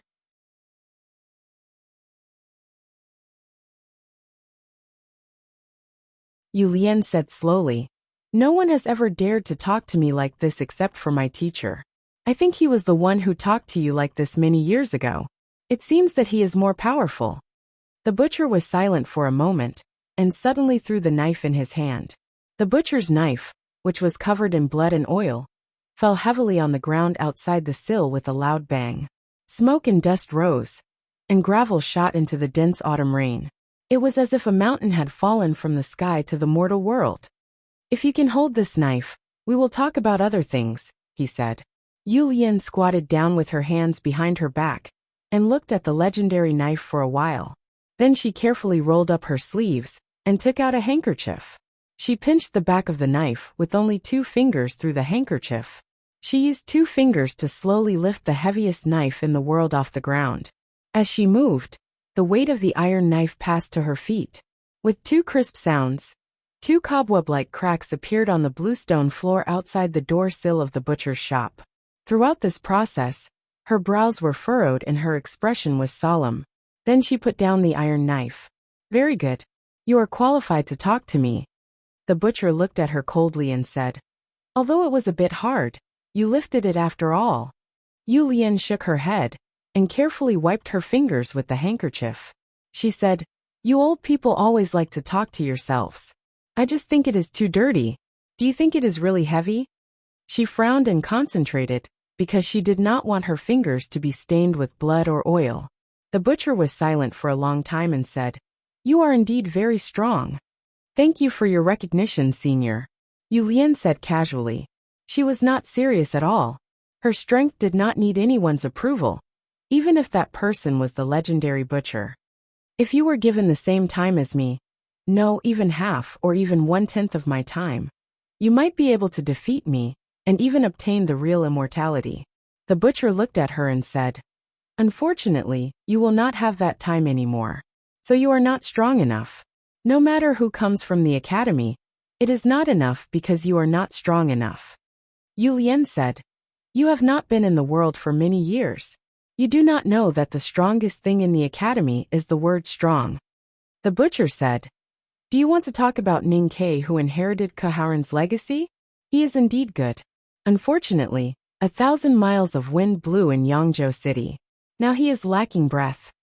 As soon as he finished speaking, he raised his eyebrows again. Footsteps were heard in the autumn rain again. The footsteps were very steady. A powerhouse like the butcher could naturally hear that there was something wrong with the center of gravity of the person's body. However, it was still so steady, which meant that it was terrifying.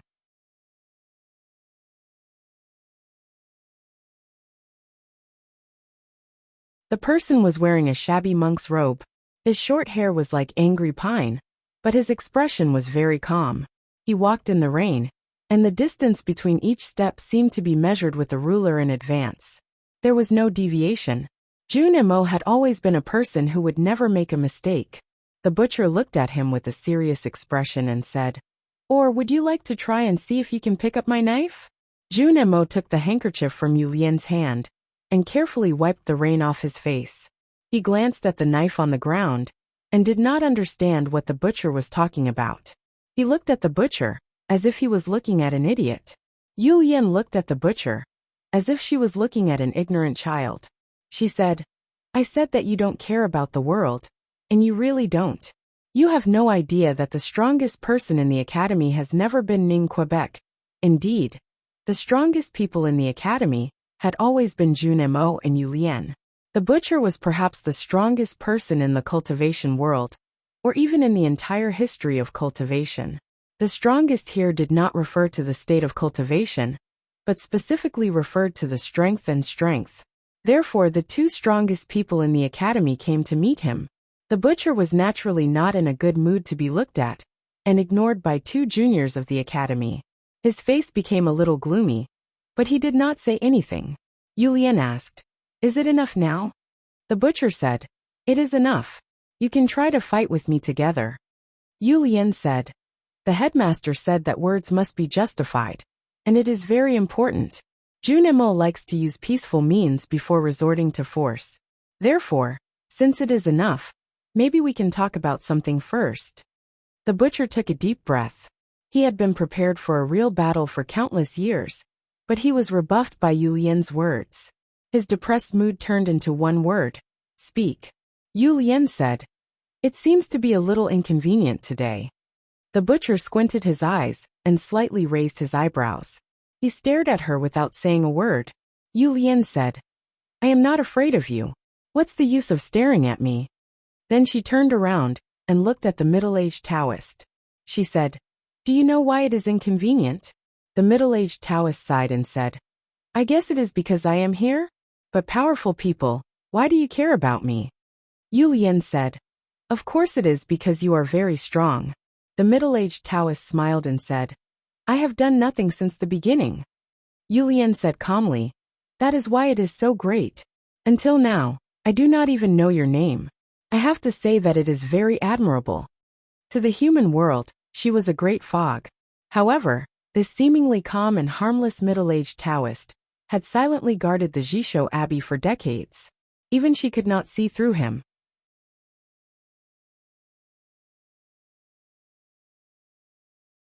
His true face seemed to be hidden in the fog, so it was naturally worth being vigilant.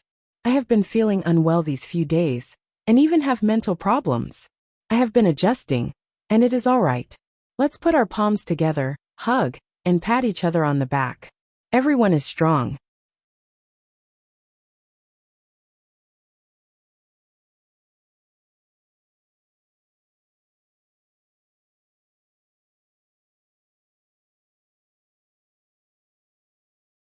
Chapter 11:16. The middle-aged Taoist did not smile or speak. He just stood aside quietly, as if Yu Lian's attention and Junmo's silence meant nothing to him. At this moment, the rain became lighter, and the sound of hooves and wheels rolling over stones came from the street again. The roasted sweet potato shop at the other end of the town was closed. The white-haired old man and the middle-aged man, father and son, sat in an ox cart in the drizzle. They stopped in front of the butcher shop for a while, and the son came out with 2 hot roasted sweet potatoes. Yu Lian and Junemo took the roasted sweet potatoes and nodded. The old man wiped the raindrops from his white hair and patted the ox's thick neck. He said, "It will be difficult to eat in the town from now on." His family had been roasting sweet potatoes in the town in front of Peach Mountain for thousands of years. It had been passed down from ancestors to the present generation. In addition to keeping an eye on the Divine Hall for the Academy, the most important reason was that the headmaster of the Academy liked to eat the roasted sweet potatoes from his family in the original town. The battle was about to begin. The father and son left the town. Those cavalrymen of Divine Hall who were hiding in the rain and outside the town did not dare to stop them. They silently made way for them. Yu Lian tore open the slightly charred skin of the roasted sweet potato and used her little finger to pick out some red sweet potato flesh and put it into her mouth. She pursed her delicate lips and chewed for a while. She felt that although it was delicious, it was not as exaggerated as what her teacher had said. Junimo thought for a while, and did not eat it on the spot. He wrapped the roasted sweet potato with a handkerchief, and put it in his arms. Then he looked at the middle-aged Taoist. His eyes pierced through the autumn rain, and fell somewhere. Yu Lian reminded him, "That handkerchief is mine." Junimo said, "That's my senior brother's." Yu Lian was a little annoyed and ignored him. She held the roasted sweet potato, and looked at the butcher inside the gate. She said, "The Abbey Dean does not care about the survival of Taoism. You have no reason to care." She talked about the sweet potato and the handkerchief a moment ago, and then she talked about Taoism and the human world the next moment. Life and holiness were never easy to be unified and harmonious, so her words and deeds were a little cute. It was raining in the town today. She seemed to deliberately make herself go the way of cuteness. The butcher slightly raised his eyebrows and said, "How can a junior like you understand?" Yu Lian looked around, and found there was no trash can on the street. She threw the roasted sweet potato that she did not want to eat on the ground and said, "Isn't it just betting on both sides?" Butcher's ink-black eyebrows rose higher and higher. Yu Lian said, "The drunkard went with the Abbey Dean."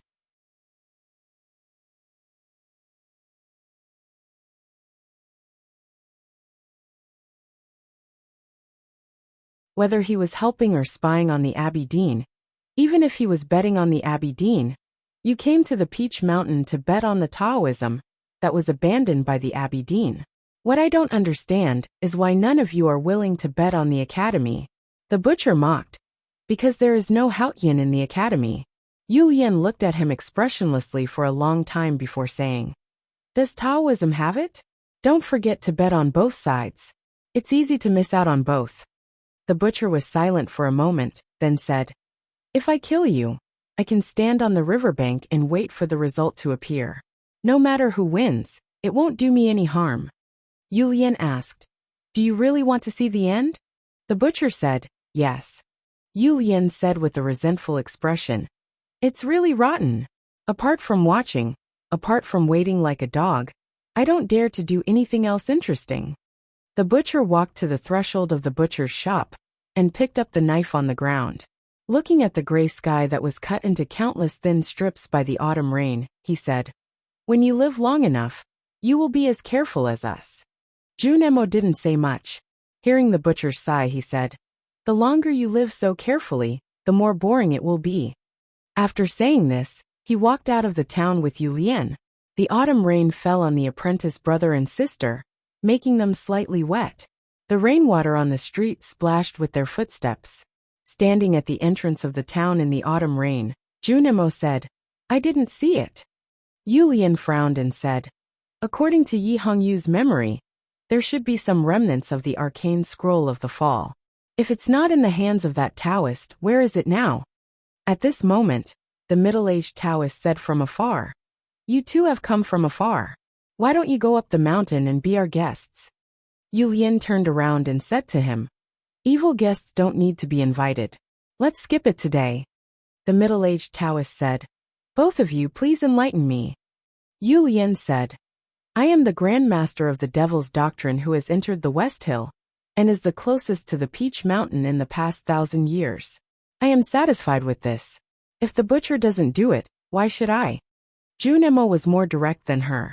He looked at the middle-aged Taoist and said, "I dare not enlighten you. I just want to send a message to the people of the Divine Hall. From today on, no one can leave the Peach Mountain." The middle-aged Taoist's expression changed slightly. At this moment, a thunder suddenly sounded in the rain clouds in the sky. More than 1,000 cavalrymen of the Divine Hall of West Hill, as well as the priests and deacons hiding in the woods, heard Junmo's words in the thunder, and were stunned, and did not know what to say. It was a plain and casual sentence, but it was extremely domineering.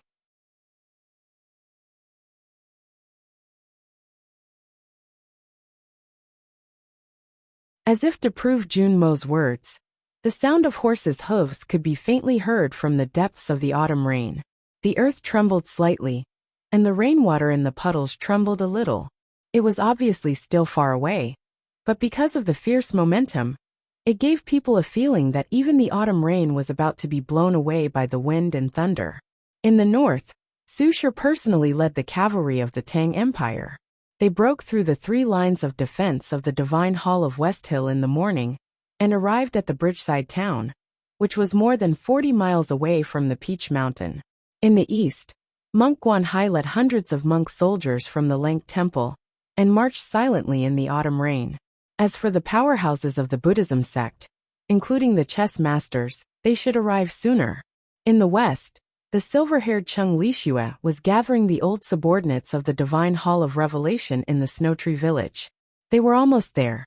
He looked at the Divine Hall of Revelation on the Peach Mountain, where he grew up, and sighed silently. In the south, countless Xiao swords flashed. In the gloomy valley, countless trees that were wet by the rain were cut by the swords. The blood-red sacred sedan, and the pear-blossom white royal sedan, under the protection of tens of thousands of soldiers from the Great River Army, slowly approached the Peach Mountain. The deacons of the Divine Hall of West Hill they met along the way did not even dare to speak. The Peach Mountain was surrounded, and the Divine Hall of West Hill was in danger.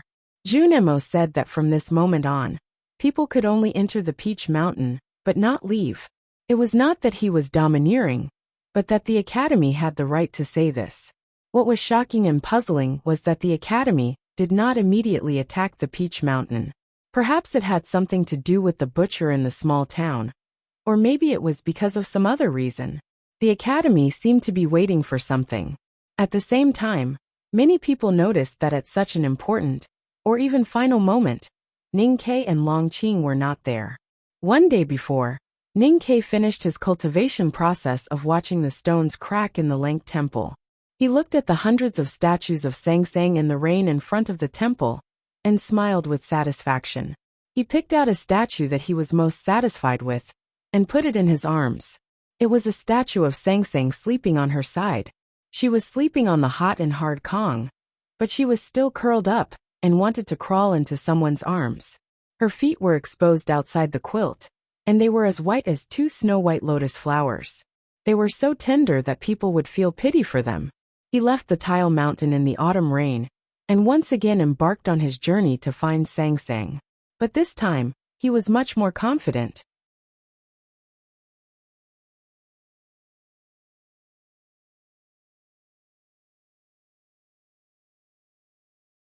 It seemed that he had a premonition, so he went straight to the north.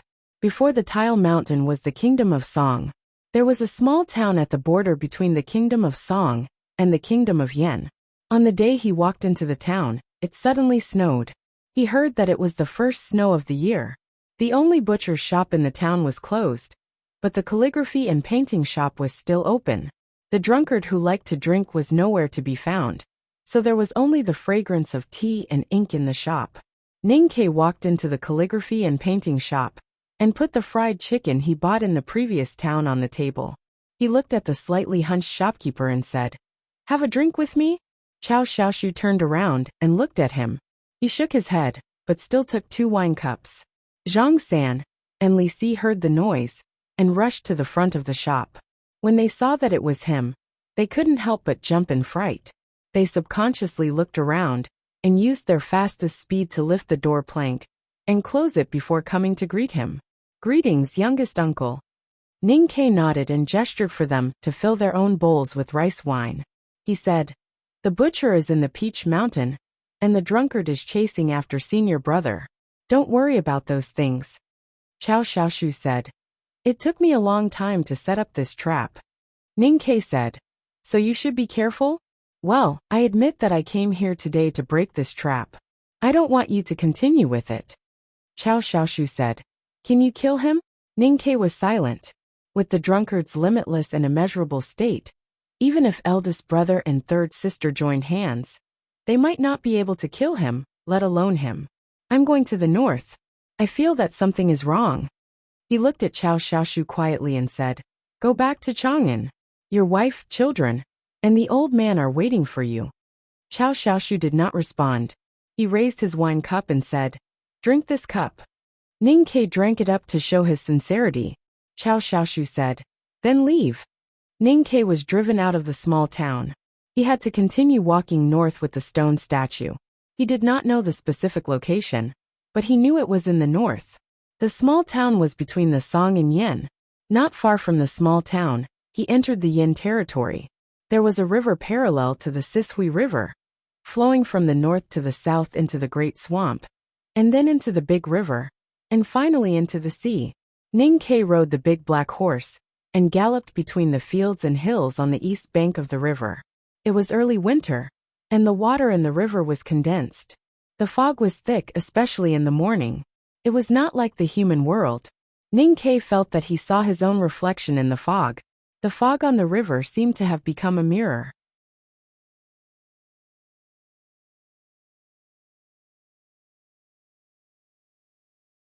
It was not until the morning sun rose and the fog dissipated that he realized that there was no mirror in the fog.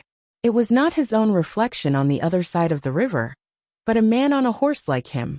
That man was also dressed in black and rode a black horse, looking very similar to him. The only difference was that Ning Ke wore a black academy uniform, while that man wore a black divine robe. That man was Long Qing. In fact, I wanted Qiao Shaoshu to say, "Let's go." Ning Ke said, "Let's go." Then he drank the wine in the cup. When Qiao Shaoshu drank, Qiao Shaoshu said, "Then you go." I feel uncomfortable, but this chapter is well written. I am sure of this, so I feel a little comforted.